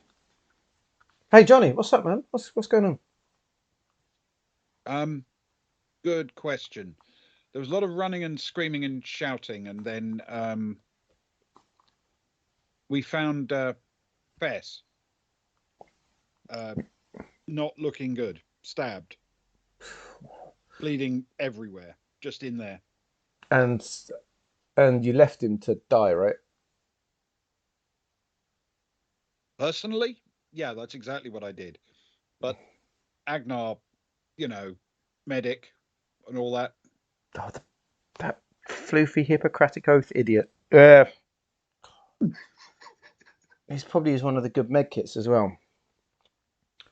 That might be my favourite line that you've ever said.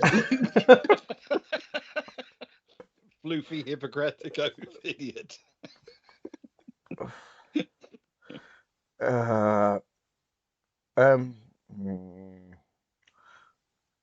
Okay, I guess if he lives, it's probably good for Stefan. But I wouldn't have been upset to see the back of him. Okay, have you seen anyone else? Not yet.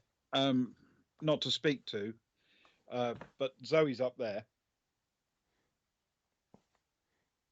Could you go up? Let's let her know what's going on. I don't know if she's going to want to get involved or make herself scarce, but tell her I'm considering giving Pramus a call if we need it. Okay.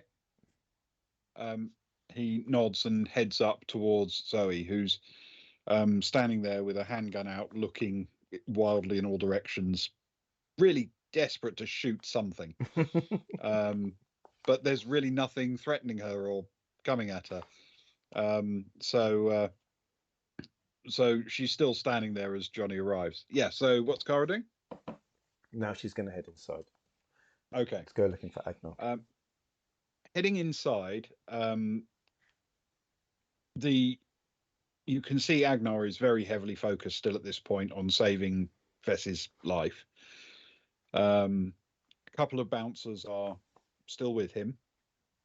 One kneeling on the ground next to Fess trying to help, the other one standing over him and talking rapidly into a communicator.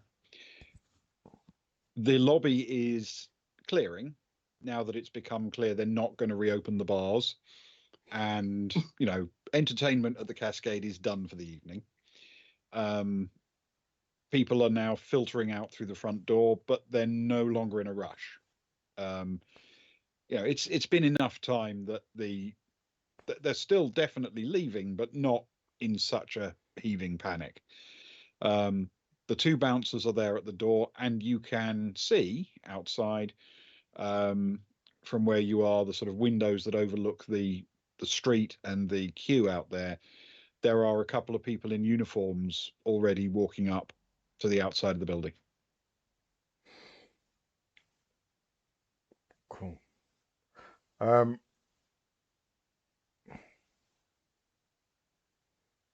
Cara's going to find herself a nook, and where there's no one overlooking, and she's going to look to call Pramus. Okay. Can you roll electronics? Actually, that's a good point. What do we think? Oh, which I'd like everyone to know while I'm doing this. Communications, probably. Yes. So in many ways, Pramus can be seen as a get out jail free card, but anyone that's watched for long will know she's not, and this is not the sort of thing that you do lightly. Because anytime we've ever had conversation with her, she's asked for quite a lot in return. Let's put it that way.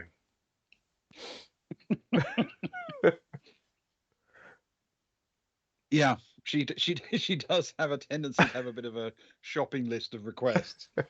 All right, electronics communications, please, with intellect.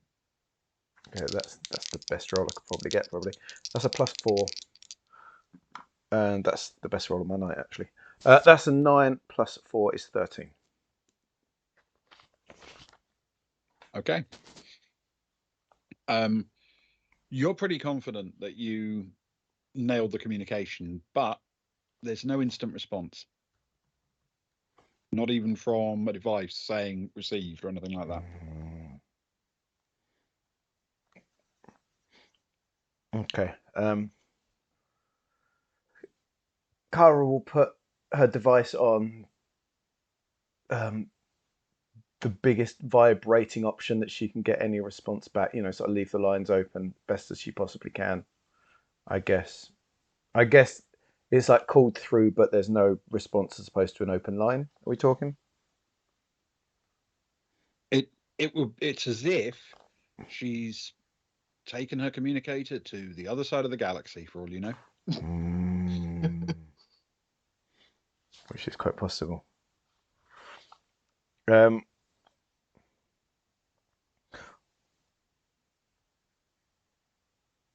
Cara heads inside for Agnar.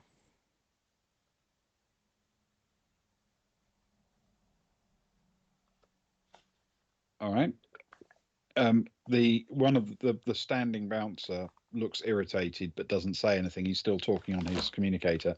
The other one says, "You need to leave. You need to leave." I'm with this guy. I'm kind of like his nurse in a way.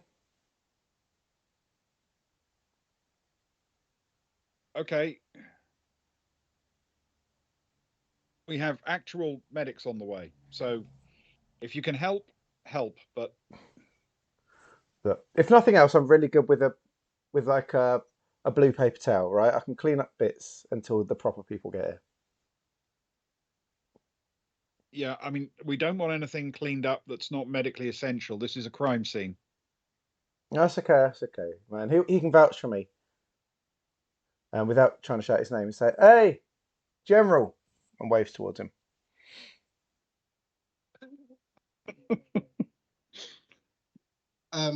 Did, can I assume Agnar can continue? Can he interact? Oh But yes, still absolutely. maintain focus. Yeah, on the you're busy, as I task say, at hand. for many minutes yet, but you can certainly glance up and exchange words with someone while you're working. Yes, come quick. I'll just wave and furiously carry on. The car will wink at the bouncer at that point. See, can I come in? Sure. There's room with just 3 of you crouched down by the body. So what? So what happens? What's going on? Agnar turned to the other bouncer and said, "It's okay. I've my colleague is here now. We should be able to handle things." Yeah, I'll stem the blood flow. Don't worry about that. I know my role. I can do it. Go on. You deal with the crowd. Can you roll a persuade for me, please, with intellect? I did a 3-day course. Which one? I did a 3-day course in medical care. What? Which one of us? Me. Both of us.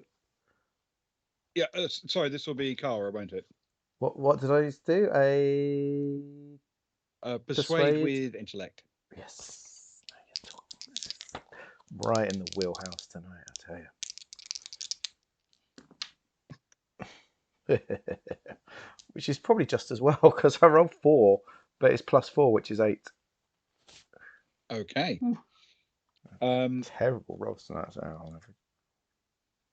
The guy sits back on his haunches and sort of looks around as if he's looking for a crowd, but there really isn't one anymore close to him. So he just leans back against the railing, watching you guys work.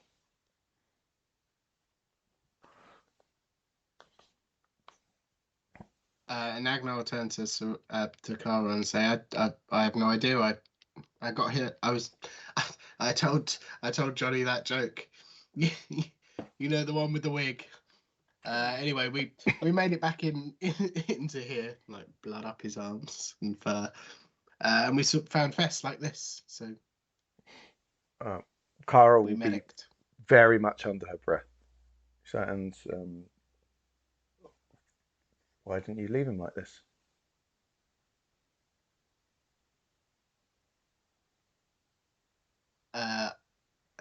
Agnar pauses. You know he threatened me out there, right? You know he chased Soraya. And lean in and say, "No, I didn't. Is this why? What?" I'm sure. Well, I'm sure there were good reasons behind this happening. You know these things don't happen for no reason, right? We don't know anyone that's trigger happy. Well, no one that we happily travel around with.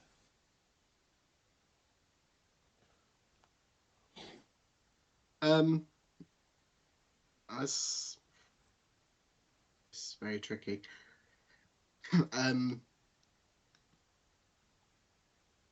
Ben, out of character above game, has Agnar's work been done? Not completed, but is Fess essentially at the point where he would be stable? It's a work in progress. Okay.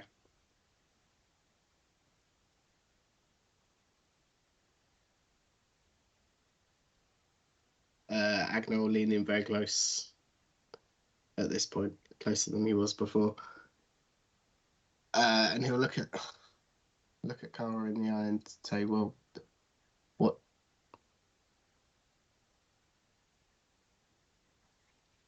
what can we do now? I mean, we're still ongoing, but what would you suggest?"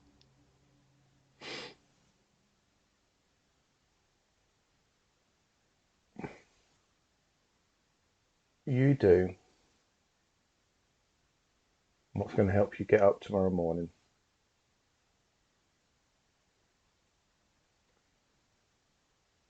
We'll be out of this place as soon as our ship's ready to go. And if we put enough space between us and him, we don't need to see him again. So you do you. But personally, I'm not going to put a second into helping him.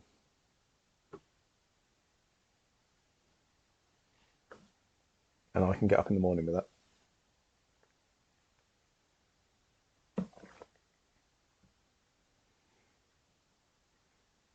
And she sort of gets to her feet. She gives him like a nice a tap on the shoulder, a friendly supportive tap, but then turns around and walks out. Which way? Downstairs.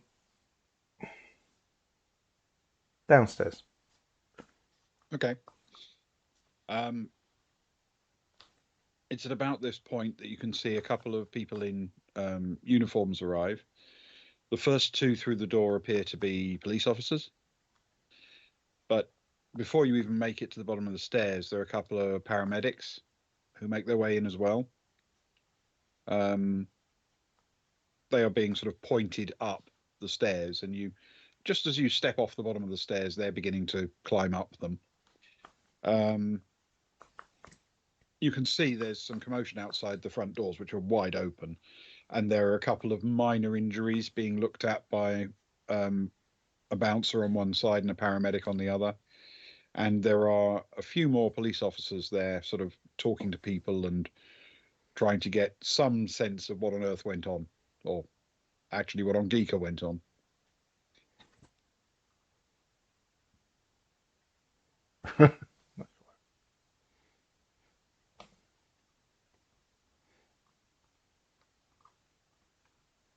Okay. Kara will keep trying to sort of elbow and shoulder her way through, not really paying too much attention to those around, and just looking around for Soraya, anyone that she recognises down there. Unless Soraya is trying to be ridiculously inconspicuous, actually hiding. I know she's obviously stepped away from the crowd, but Kara will see her pretty easily. Cool. And can certainly go and join her if she wants. She will. She'll go over and she'll give her a big squidge around the waist and an embrace, which Soraya would very happily take back. And the two of them start to make their way to the train network. No, not the train. We're not going anywhere. We're back to the hotel. Back to the. You can just walk down the coast towards the south to that's what I meant. The hotel. Yeah. To the hotel. That's what I meant. Yeah, to the hotel. Yeah. Okay, fair enough. Well, it feels time to cut to Stefan. When last we left him, he had literally just clambered over the side of a small boat and thrown himself onto the deck. And the chap who was piloting the boat turned around and said, "What?" and immediately takes a step, killing the engine as he does. He takes a step towards him and says, "You're okay?" Stefan holds his hands up and walks closer towards him and says, "Naval intelligence. I'm commandeering this boat, and he's going to attempt to trip him, stick a foot behind him, push him overboard." Okay. We're going to start with the deception intellect, please. I don't know why I struggle every time they're in alphabetical. It's not difficult. That's a 10 plus 0 is a 10. Okay. The guy's confusion seems to relax immediately. You say you're official. He believes you clearly, and walks over nodding, and he actually steps out of the way, literally bumping the back of his knees against the gunnels of the boat. So if you want to push him overboard, it's the perfect time to do it. Yeah. Wonderful. I shall attempt to do that. Yep. No trouble at all. I'm not even going to make you roll for that. It was such a good deception roll. You absolutely handled it. So you find yourself in a boat. So we need to find out how good you're going to be at driving it. Oh no. Boating. I know. The one flaw. No. Actually, it's not the one flaw. There are many. What are we after? Is it? I thought we need to play the Lonely Island, I'm on a boat lyrics right now.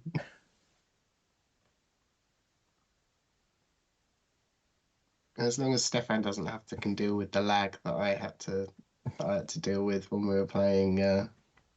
What was it, Raft? Raft, yeah. Oh, so painful.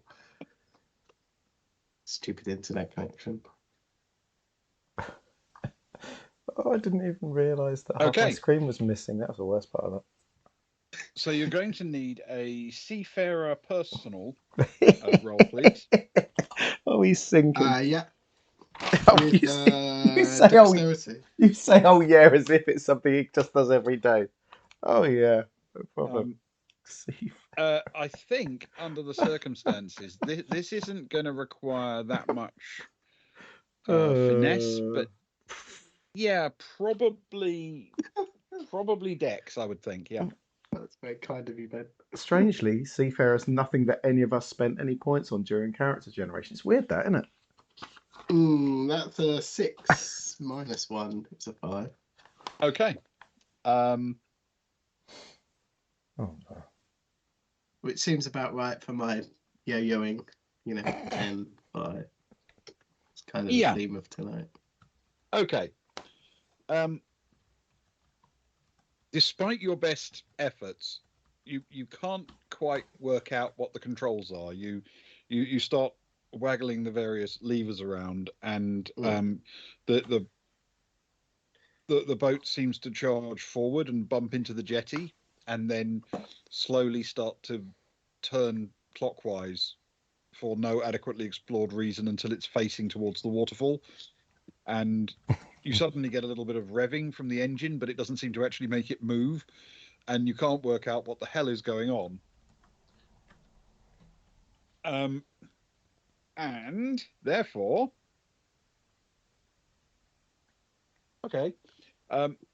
you see a very soggy arm throw itself over the side of the boat. What the hell are you doing? And the guy's trying to clamber back on again. Stefan, I told you I'm commandeering your boat. Let go and stay out of the way of official business. Clearly very frustrated. Still trying to maneuver. Can you roll a deception with intellect for me, please? Yes. This is not going to be an easy one, I'm afraid. That's an 8 plus nothing is an 8. Okay. The guy is trying to haul himself into the boat. It's not made particularly easy by the fact that the boat's slowly doing circles, but well, it's not too bad though. He does in fact haul himself over the side, and braces himself against the side before saying, "It's my boat! Get off!" And then he charges at you. We are entering melee combat. Oh, beautiful. No. Yes, finally. So can we have some initiative, please? Yeah. I'm Is that disappointed. dexterity? Dexterity Or or intellect? intellect, your choice. Yeah. Sorry, Luke, go on. I'm just disappointed we don't have a combat map for this. Just the boat. So 9 plus 2 is an 11. And we've got a 10 plus 2 is a 12 here, so he gets to go first. That's good. Right. That's good. This is unarmed melee combat. At least for him. So he's going to throw a punch and see what he can do.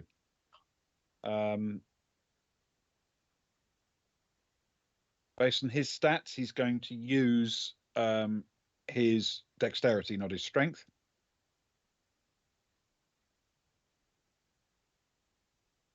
That's not too bad. Okay, that's a 9 plus 1 is a 10. So that's a hit with a 2-point bonus. I don't know if Stefan is armored. I think I made a point of saying that Agnar would not be wearing his full-on combat armor, but Stefan would certainly be wearing his carapace. Yeah. I believe. Okay. All right. Because So he does. it's just a body piece, isn't it? Theoretically 7 points of damage, but with your armor reducing that, I suspect you'll zero that, won't you? Yeah. It's plus 10, plus 16 versus heat. If his fists are on fire, or or anything like that. Your turn. Stefan will just look at him and say, "Oh, well, so it's mutiny, is it?" And again, I suppose he'll try and use the direction of the punch or the blow, or whether he's getting back to guard, whichever direction he's moving in, he'll attempt to trip and push him again over the side of the boat. Bearing in mind he's wet now and it's slippery and Sure. yeah. Okay. Can you roll an attack? You can use your choice of strength or dex plus your Unarmed melee. unarmed melee. I shall be using dex. That's a 9 plus 3, 11. 12. Okay, 12. That's a pretty solid connection you make. That's 1d6, please. Can you then add 4 to it? Yes. It's back to the 2 plus 4 is a 6. Okay. You land a fairly solid hit on him. It seems to stagger him a bit, but he doesn't go over the side.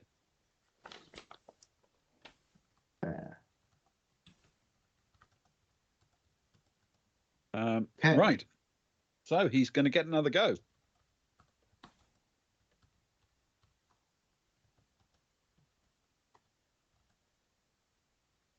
Just trying to think. All right. He's going to try to grapple you. So he's going to use strength as his attempt, and he's going to try and deliver a grapple. Oh, that's a terrible roll, though. Does make a total of 8, but you can actually stop him from grabbing you. You do get a a chance to use your strength or your dexterity to defeat his attempt. Effectively, it's a dodge. Stefan will use his dexterity. Is that just the base stat dexterity? Yes. That's a 4 plus 2 is a 6. So believe it or not, he does actually grab hold of you. And as he does so, he is starting to yell for help. Oh, no. Help, thief! If you remember, there are a couple of people at the other end of the jetty, and they're sort of standing up and looking curiously in that direction and just beginning to move this way.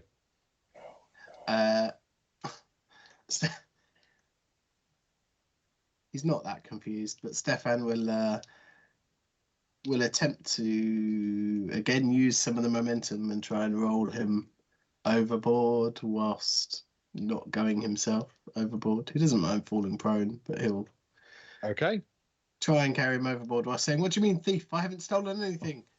You're still on your boat." I haven't stolen anything yet. Not successfully. No. Yeah, please roll a melee attack. I'm going to insist on strength this time if you want to bundle him over, because that's fair. Because he's not easily trippable where he is. But unarmed melee still. Yes. Oh, that's much better. That's a 10 plus a 1 plus 0 from strength for Stefan, which is okay. Can you roll a 1d6 plus 3 for me, please? Oh, that's the 6. Okay. This time, from his rather unbalanced position, having failed somewhat to get proper purchase, you do manage to sort of hang him over the side a bit, but he's holding on. Holding on to me, or the holding on to you, yeah.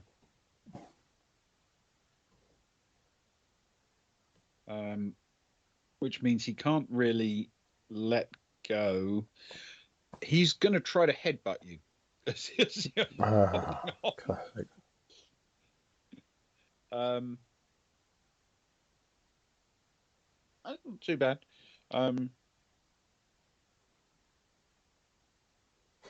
You need it for saving, Stefan. Yeah. I should have used it first time round.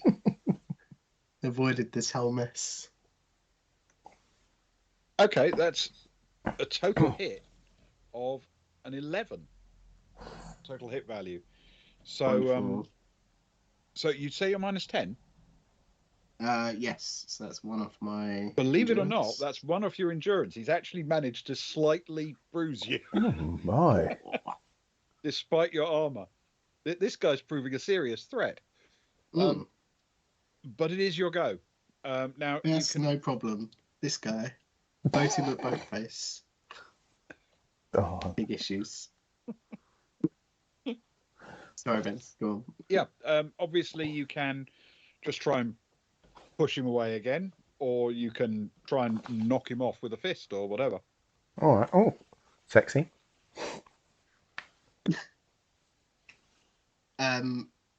Right, at this point, with him hanging on to Stefan and pretty much, in my mind, in the water, Stefan he'll open up his augmented laser pistol hand, just hold it to his face, and he'll say, "Is it worth it?" And he won't do anything. Just lays him. Can you roll a persuade for me, please? Yes. With intellect and a boon. Oh, very good. Very good.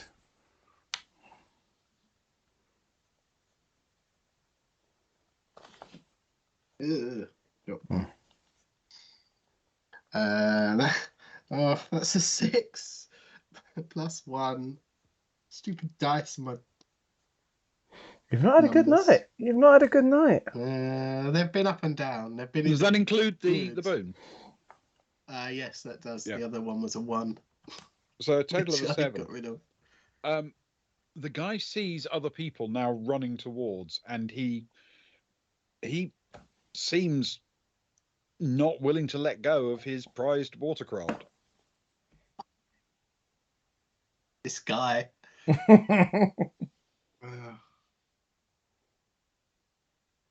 And he's yelling to high heaven, help, help, thief. Oh, Stefan. Do you remember when you were young and you stole a whole massive spaceship by yourself? I know. I know. How times have changed.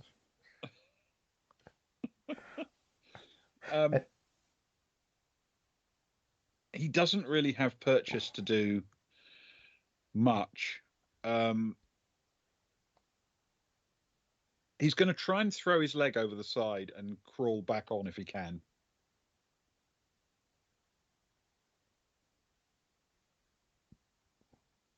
Okay. He manages to get one leg hopped up over the side, and he's a bit more firmly on the boat now, but he's still not letting go of you.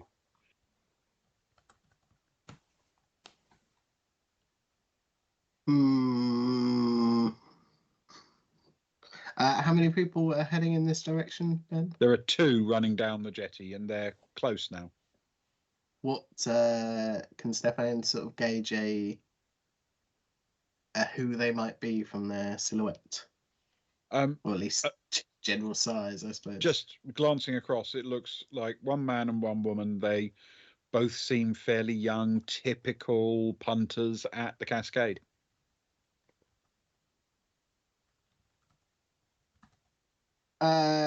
He grabs back hold of the man and he says, "Look, how much is this thing worth?"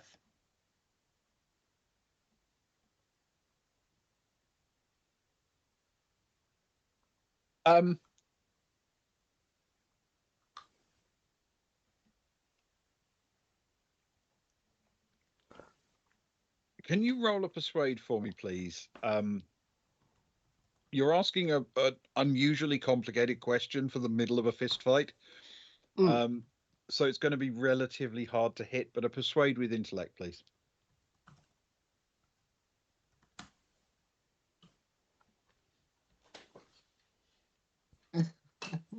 There's the 11 +1. +0 is a 12. A 12. Get that when I was trying to persuade win him a to fight. let go. You see, talking is the way forward, Ewan. The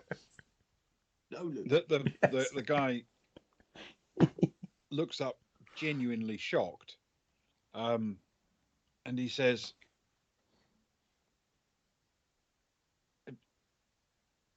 it was 100,000 credits. Of course it was. Out of game, above game question, Ben. Ship shares, how traceable are they, and how much are they worth again? They're worth an enormous amount of money, but you can't use them for anything other than a starship. Yeah. Are they in a person's name? Yes. I like bonds. Okay. Bearer bonds. Yeah, they're like a pension, basically. Oh,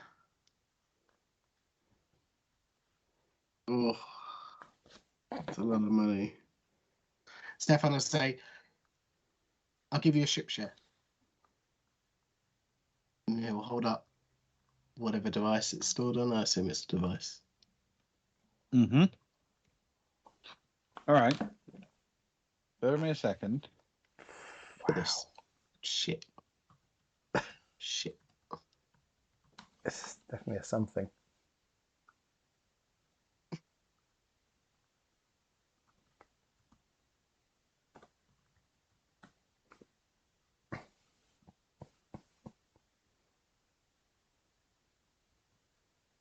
Okay. The guy yells out, "I can't use a ship share."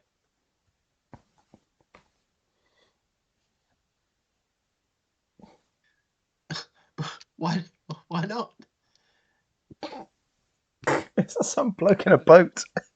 Just... Not issue to me.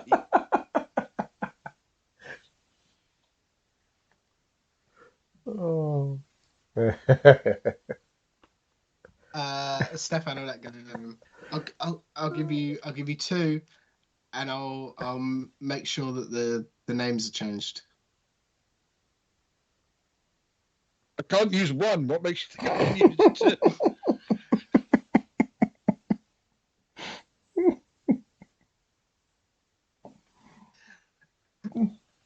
That's a fair point. Has he let go at this point? No, he's determinedly holding on. And if you don't pull away very quickly, the other two people are going to be on you.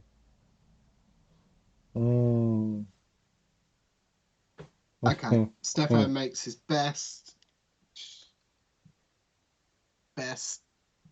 move to jump overboard, pull away, and jump into the water. You get to jump into the water. Mm-hmm. You can definitely do that because the way he's holding on to you, if you jump like over him, you'll both go in. Yeah, let's do that. Okay. You hurl yourself over the side of the boat and land in the water. At which point, of course, he lets go, not wanting to drown or anything. Yes. What do you want to do next?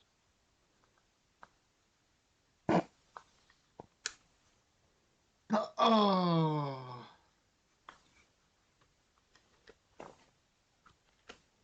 Stefan will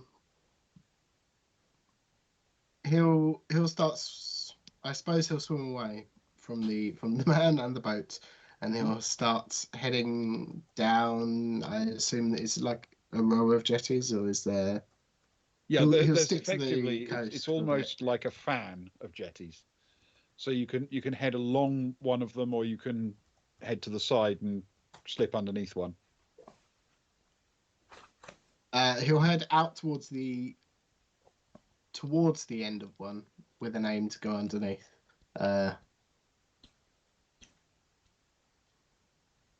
Sorry, I'm just consulting the map.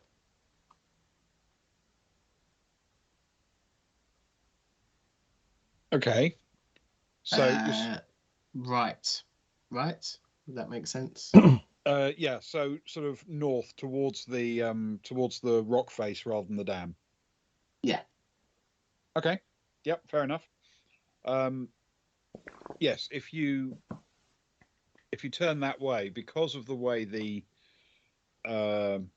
cascade is built right up against that rock face, you're only a matter of a few tens of meters away from the edge of Lake Simel, the extreme northeast corner of it. So you can get to that junction point between the rock face and the sort of eastern side of the lake quite quickly. And now that you're no longer actually fighting for the boat, there doesn't appear to be any pursuit. Wonderful. He will aim for the rock face. How far he gets before anything else happens is up to you.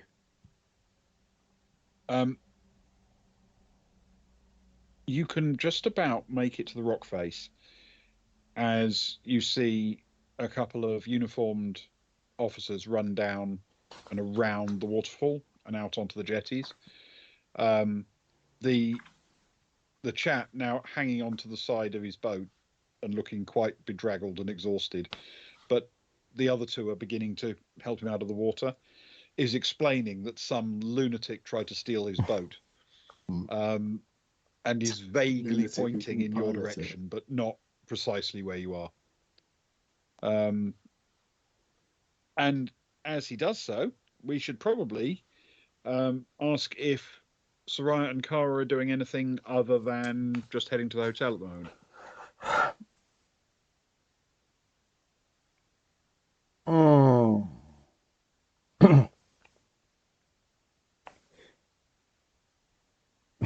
You're welcome. It's an important job moving Stefan on the map so that we know where he is.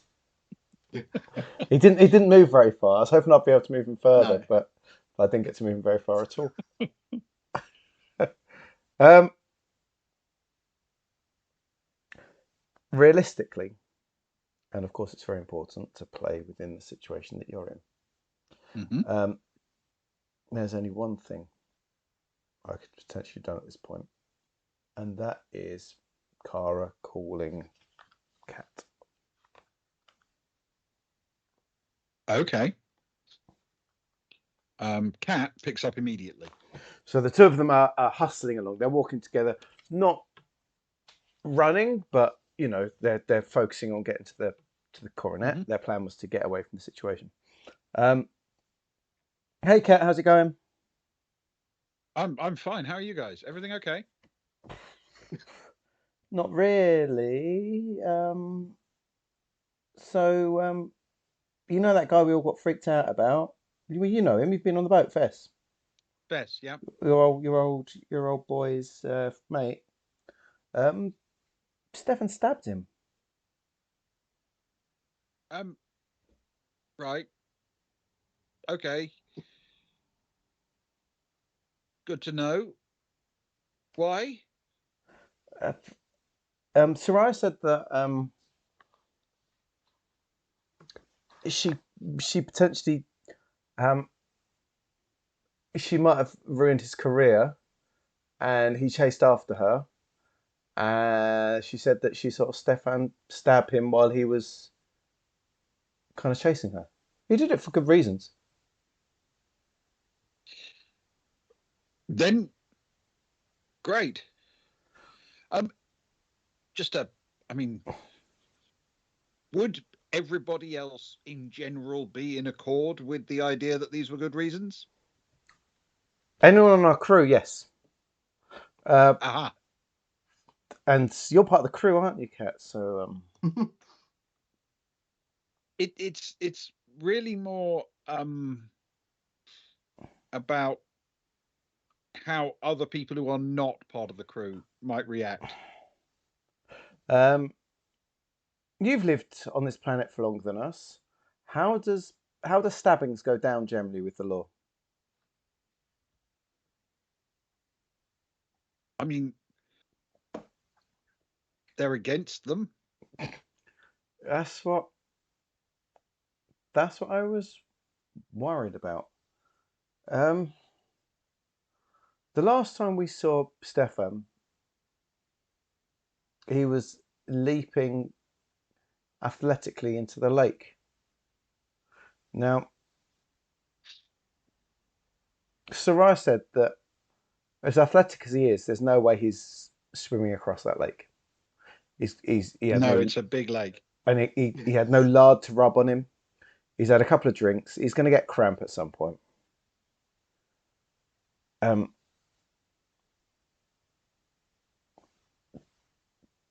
Can you pull any favors to try and I don't know. He might make it across anyway, but is there any way you can swing out and look for him in some way with your skills? Just keep an eye. We've lost track of him. We can't. He's Sarai messaged him with a place to go to, lie low, but we've not heard from him since.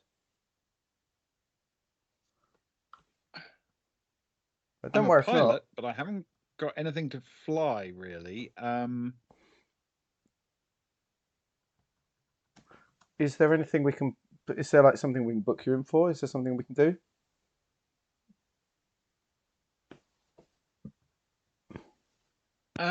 Let me. I'll call you back. Okay. And she hangs up. Right, we're going to try this.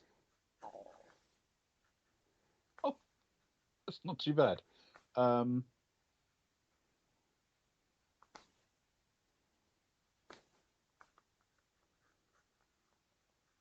Okay. Now.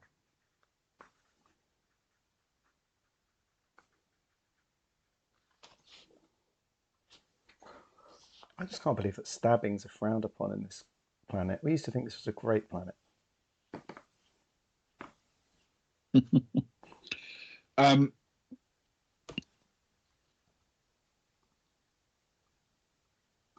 She calls you back and she says, I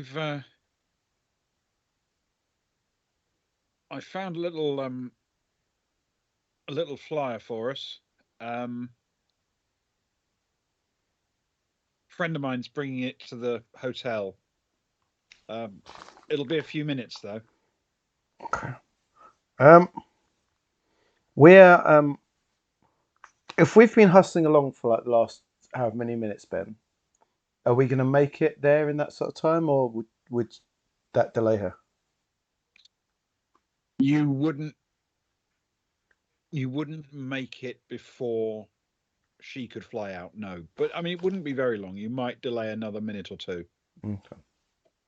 I'll tell you what. We're rushing back now. Would there be space for us to jump in with you? You might have to wait a minute. We're however many minutes away from the hotel. Yeah, I can do that. Head straight out onto the jetty under the hotel. I'll collect you. Perfect. We'll be there as quick as possible. Cheers, Kat. All right. See you soon. See you soon. So, we're now at the point where Agnar can relinquish his first aid duties. The paramedics have arrived and they've taken over.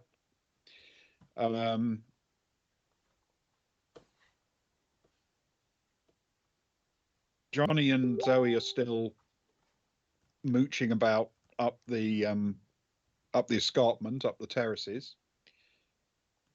So, if Agnar wants to do anything while Stefan's splashing around in Lake Simel, now would be the time.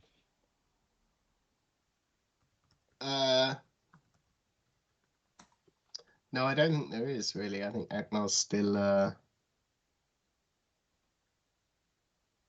fighting within himself the conversation with Kara. In fact, he'll head to the bar and he'll just.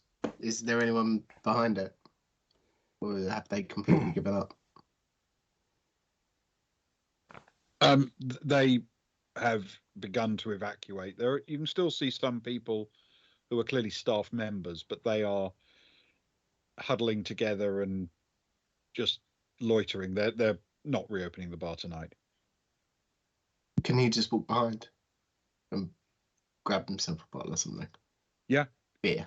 You can literally step back to the circle level overlooking the main downstairs bar, and that area is pretty deserted. So yes, the bar there is definitely accessible. You can walk over and help yourself.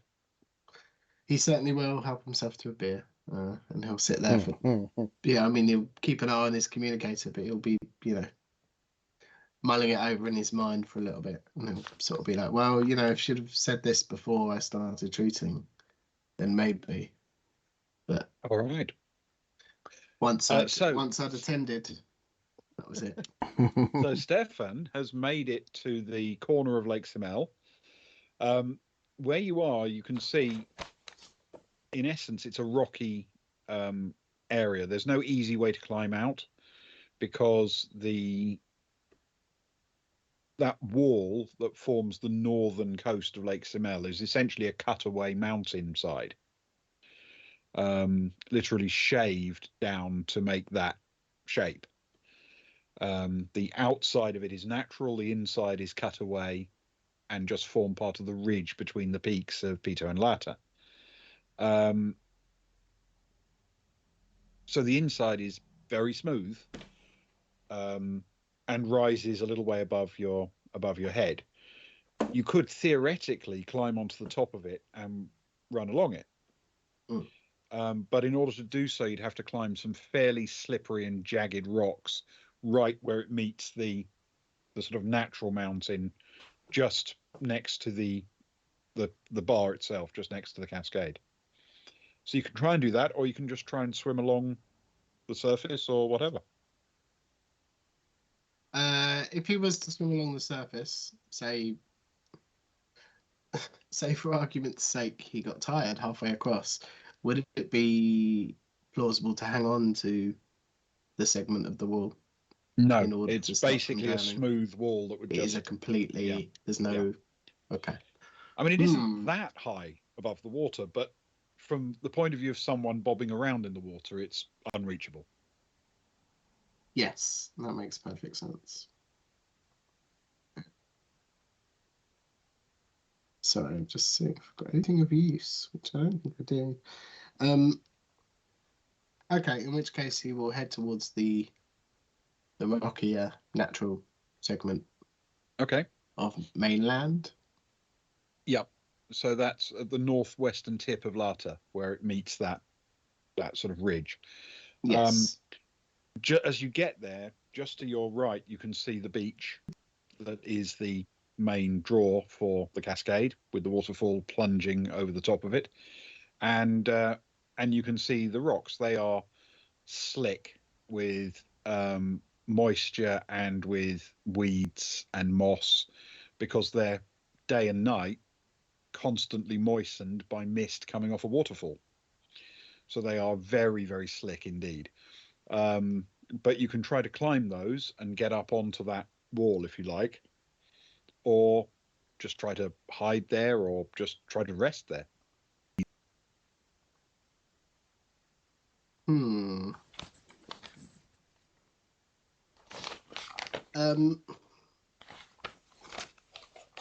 He'll certainly take, half a minute just to regain a bit of breath, whilst he I'm not 100% sure how the knuckle blasters work, Ben, but if there's some kind of safety mechanism that means he's not going to punch himself in the face if he slips trying to get out, he'll certainly engage that. If not, he'll de-chamber them. You're Don't know not if that's the thing you can do with necessarily going gloves. to. What a way to finish.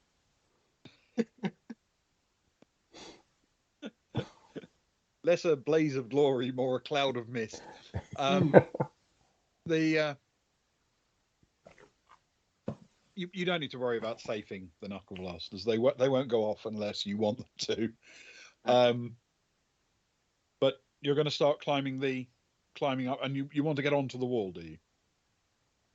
Yeah, that is the plan. Okay. Can you make an athletics?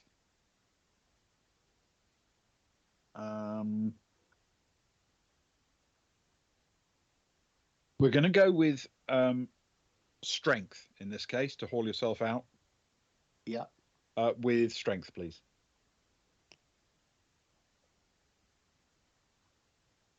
Can I use my boom? Yes. I certainly shall. It's a 7 plus nothing is a 7. Dice. Okay. Need more dice at this rate.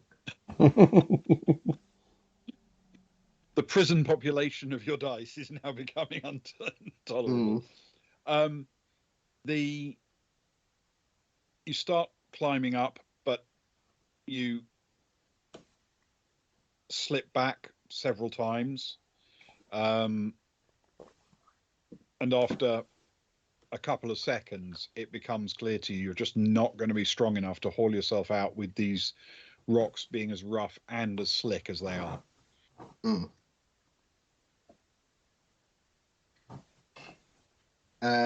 At that point, I suppose he'll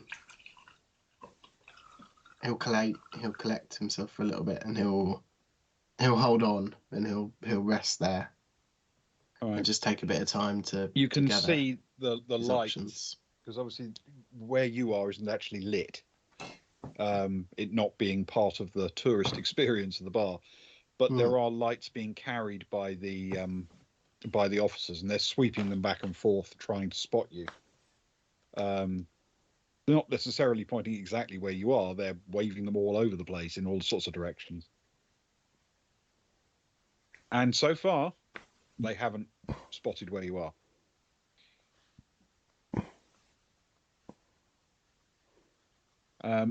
And if you're going to wait there for a moment, we can actually cut to Soraya and Kara as the two of them barrel down towards the jetty underneath the coronet. Fantastic. As they barrel down there, Soraya will be sending a message to Stefan saying, "Don't know if you need us, but Cat is going to be in the air over the lake soon. You know, he could jet ski all the way across. He could be halfway across. He could, like you say, he could be on the rocks. He could be wandering home for all we know, quite frankly. But in her limited amount of ability, she wasn't going to run straight down to the rock. She didn't know what was happening. It was getting eyes in the sky, right? So that's the thing. Yeah. So that's what she's done. Okay. As you reach the end of the jetty, you find there's a middle-aged man standing next to a smallish atmosphere shuttle, which is actually flying boat type. It's floating on the water, just very similar to the one that the Commodore had and Cat was used to flying. And he's just sort of standing there on the jetty, and you can see movement inside as Cat prepares it for launch. Soraya throws him a really bad and awkward salute. Permission to go aboard? What? Sure. Hi. Hey, hey, hey. We're friends of Cat. Oh, right. Yeah. He watches the two of you climb in and then follows in and sits down in the co-pilot's seat while Cat is flicking switches and getting ready. And she hits a button, the door swings shut, and you can feel that slight pressure change as it seals. And then she punches the engines, and oh, that's more like it. The thing leaps like a startled rat straight out of the water and sets off north at a fair old lick. This is why we hired her. The guy who brought it is sort of pressed back in his seat somewhat, and he's like, "Careful, it's new." Hey, my friend, what's your name? What's your name? What's your name, friend? It's sorry, a bit like it's Orion. Orion. Orion. Pleasure to meet you, Orion. Orion. Orion. This is a wonderful craft. Thanks. Did you realise it went this fast? I didn't know anything went this fast. We're just looking to pick up our friend. Don't worry about us. Thank you. No problem. He's looking genuinely nervous, partly because Cat appears to be flying as the crow flies, so to speak. So she's cutting very, very close to buildings and jetties and things, and she is flying a few meters off the water. And at that altitude, it is disturbing how fast the sort of water seems to be flashing past underneath. You've never flown with Cat before? Yes, but not quite like this. Good, isn't it? Where are we going? Sightseeing? It's late for It's night for sightseeing. We're just picking up a friend. He's had a bit too much to drink. Taxis are expensive at this time of night. Oh, right. And he he sort of lurches forward as Cat sort of slams on the brakes and brings this thing almost to a hover before circling around outside the Cascades beach and waterfall. Below you, you can see a few people sitting on a jetty with a little boat next to it, and there are a few other boats attached to that jetty, and a couple of uniformed officers standing on a jetty waving torches around, looking for something. But you can't, with the unaided eye, see what they're looking for.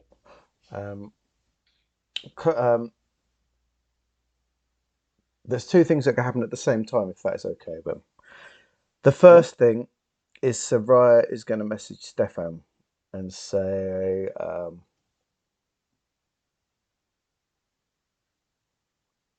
me and Kat are here in an airboat.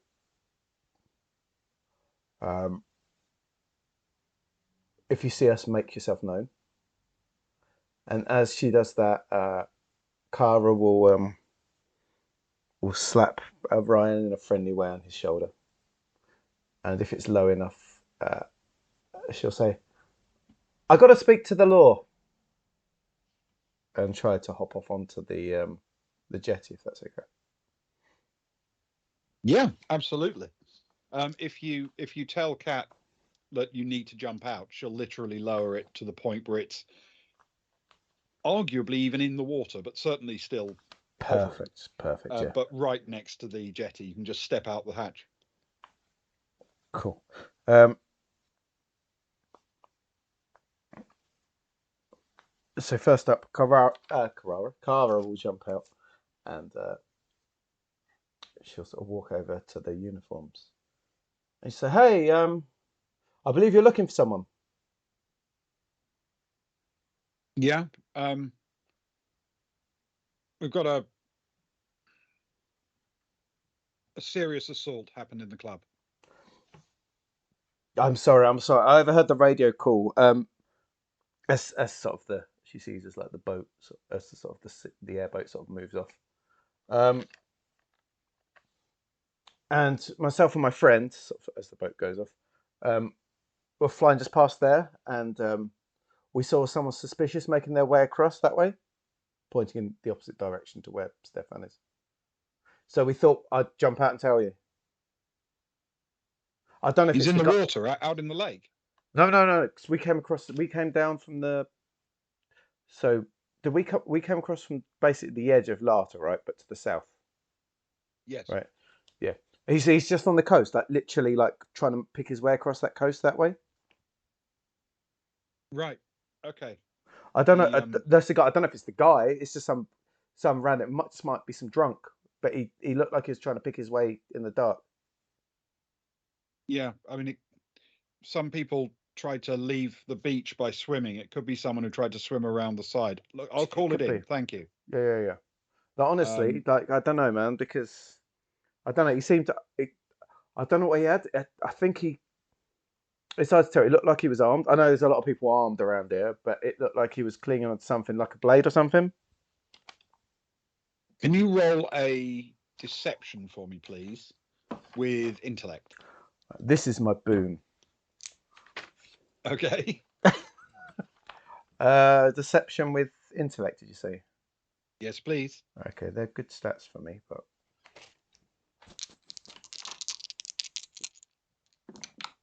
and I'm glad I did that actually, because that's another one I lost.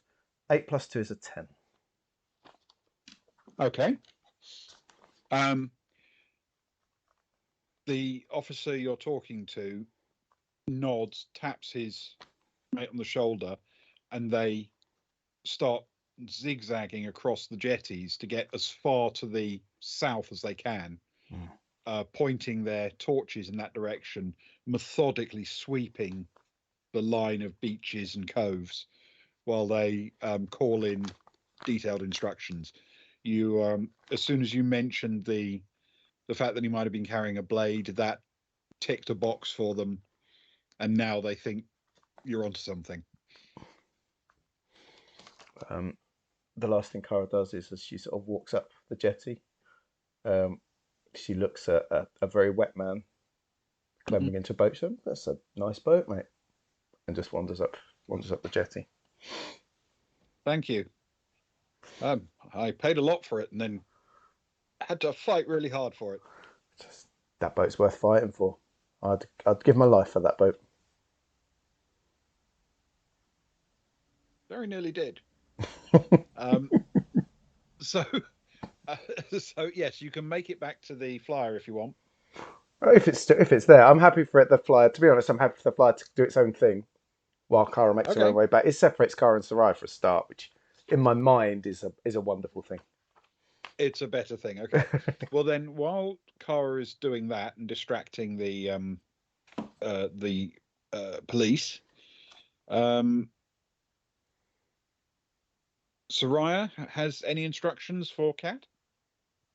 She's waiting back for Stefan. She sent messages to Stefan. She's literally waiting back for anything. So this is quick interaction between me and you, and I guess really.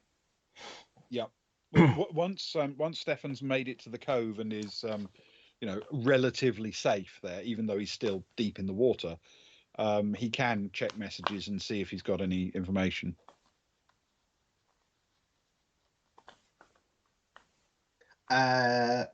He would reluctantly, but but also quite happily, send a message back saying, "Yes, please, north wall of the lake." How far across is it, Ben? You mean how wide is the lake? Mm.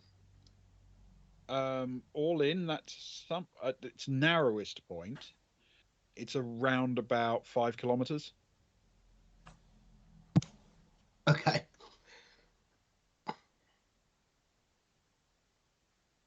I'm trying to gauge. He'll say no. North wall of the lake, 500 meters from the coast. Oh, no, you're right on the coast. Where the or do you want to meet them there? He would aim to meet them there because he doesn't want to meet them right where torches could. Understood. Doesn't want to draw too much attention. Certainly not to anybody else. Yeah, I mean, those directions will make perfect sense to anyone in a flyer. Yes, they can fly to there, no trouble at all. And he'll start swimming, I guess. Okay. So, Kat is going to say to Soraya, "How stealthy do I need to be?" Like, if Cara's done her job, the main heat's going to be off us, but keep it dark, keep it quiet. There's no rush to pick him up and get him across. I've booked him into somewhere in Pito. So if you can pick him up dark and get him across, it don't matter how long it takes, just dark and quiet. All right. Okay. She takes off, heads, just flies more or less northwest, and then drops down the other side of the ridge until you can't see any of the mountaintops anymore. And it's really dark down here because all of the light up there is now completely cut off by the mountaintops. At which point she turns off the running lights and then starts climbing back the way she came to fly, if she can, low over that ridge line, and settle down in the water just next to the wall.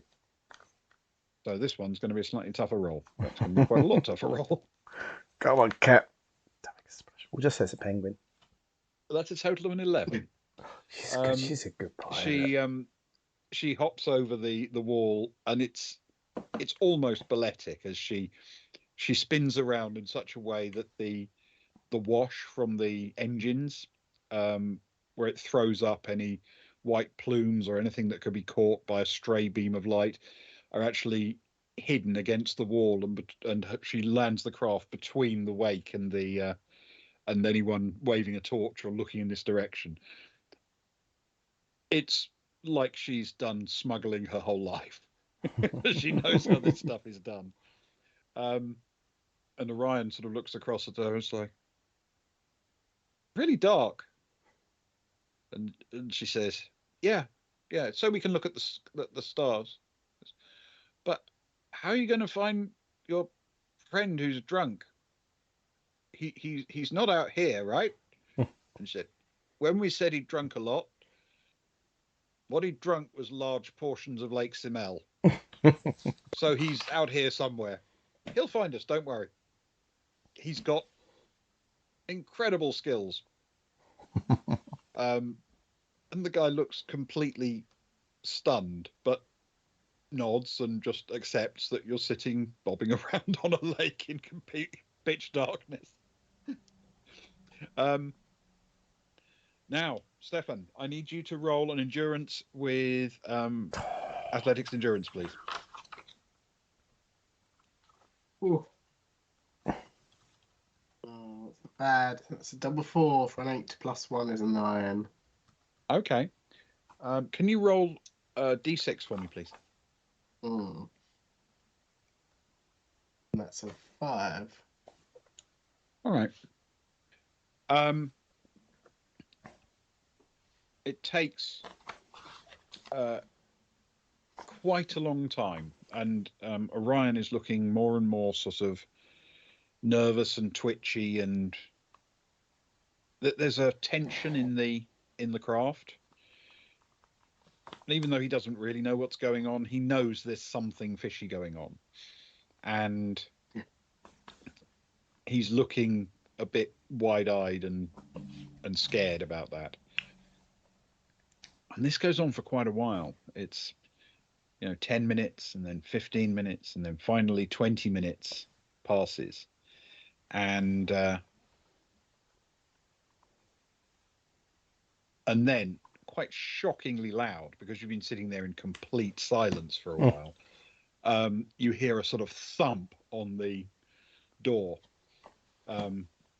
Cat immediately hits the button to swing it open, and Stefan, wet, bedraggled, slightly pink with blood stains, stun fist on one hand, bruised forehead where he was headbutted, a slight limp where he hit the water after dropping off thing, struggles up the sort of the gangplank onto the boat, and the co-pilot turns to him and says, Orion, pleasure to meet you. And the door immediately switches shut, and Cat, easy, hops it up, still lights off, over the wall, and dips it into the valley the other side before switching the running lights back on and heading west towards Pito, but below the line of the mountains. And I think that's where we'll call it for tonight. Sounds good to me.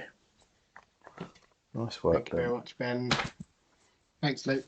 Thanks, No, I like to think that as Stefan came in, so I would have thrown her arms around him in an embrace at that point, as it was gunned off for sure. Please see our old friends. They are, and they might just make it out this one as well. Yeah. Well, you never know. I mean, Stefan has just a few missteps, but basically made it to temporary safety. It now depends on whether or not he can evade the clutches of the law in a more sustained sense. But sure. Yeah, exactly. You're very generous in saying a few missteps. You got beaten up by just some random bloke with a boat. Some boat dude. So just some bloke with a boat dude. I'll tell you, boat dudes have a really high difficulty level in Traveller. Big stats, boat dudes. Yeah, That one you did. look at the stat block for boat dudes. It's like Big stats. you know, it's like you need classical heroes to take on boat dudes. Hmm. Classic D&D double figures. That's what you need. Yeah, yeah. When you get to play as them, they're always the tank. Oh, 100%. So it's good that he survived, to be honest. Ignore the fact that not taking the boat, just living to tell the tale. Well done, Stefan, for still being alive. Yeah, I think that's fabulous. And as you rightly point out, no fatalities at all tonight, including Fett.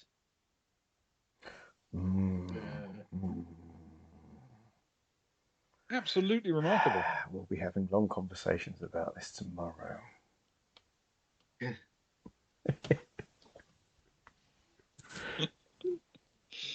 So, thank you everybody for Floofy, joining us hippocratic or oath. catching on VOD. Thank you very much for that.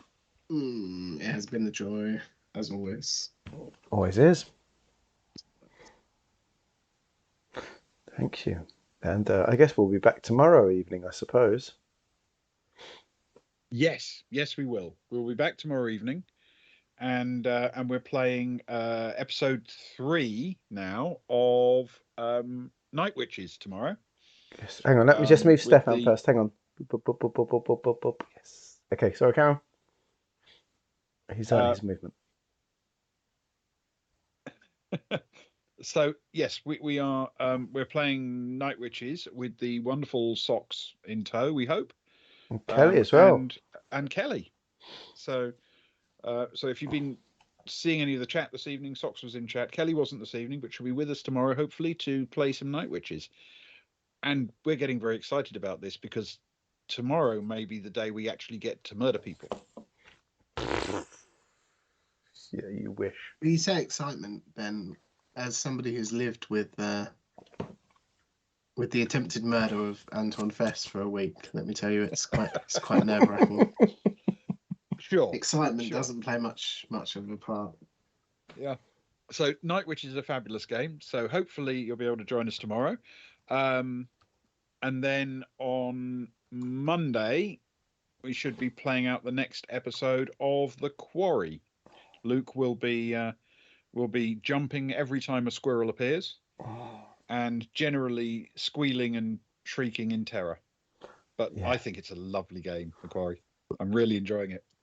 Well, as long as my girl's still around, I'm chill. The times are good when she's around, so it's all good now. Yeah. No, absolutely. Well, to be fair, I'm happy for one-eye werewolf girl to survive as long as possible. But Abby and Emma, I think, are my favourites. It's been a few weeks since we've had a good bit of Emma time. It must be said. It's been very focused for the last couple of weeks, which I'm happy about because she's final girl. She's the number one. She's the one on the cover. She's the one that I was very excited about in the prologue before she was ripped from my grasp for a few weeks. I'm just living the dream right now. Well, possibly, but in any event, have a very good night, everyone. Thank you so much for joining us. Hope we'll see you tomorrow for more role playing, and then possibly on Monday for some video game role playing, adventure game. I don't know how you call them. Narrative video games, you know. Yeah, those things. That's the spirit. We know what they are, but I just don't know what they're called. I'm sure there is an actual terminology. I drink tea and press some buttons. That's what I do. Left, right, fire. You know, exactly. That's all you need. Yeah. Nice one. Yeah. Thank you, everyone. Then take care. Sleep well. Good night. Cheers. Good night. Bye. Love you. Bye.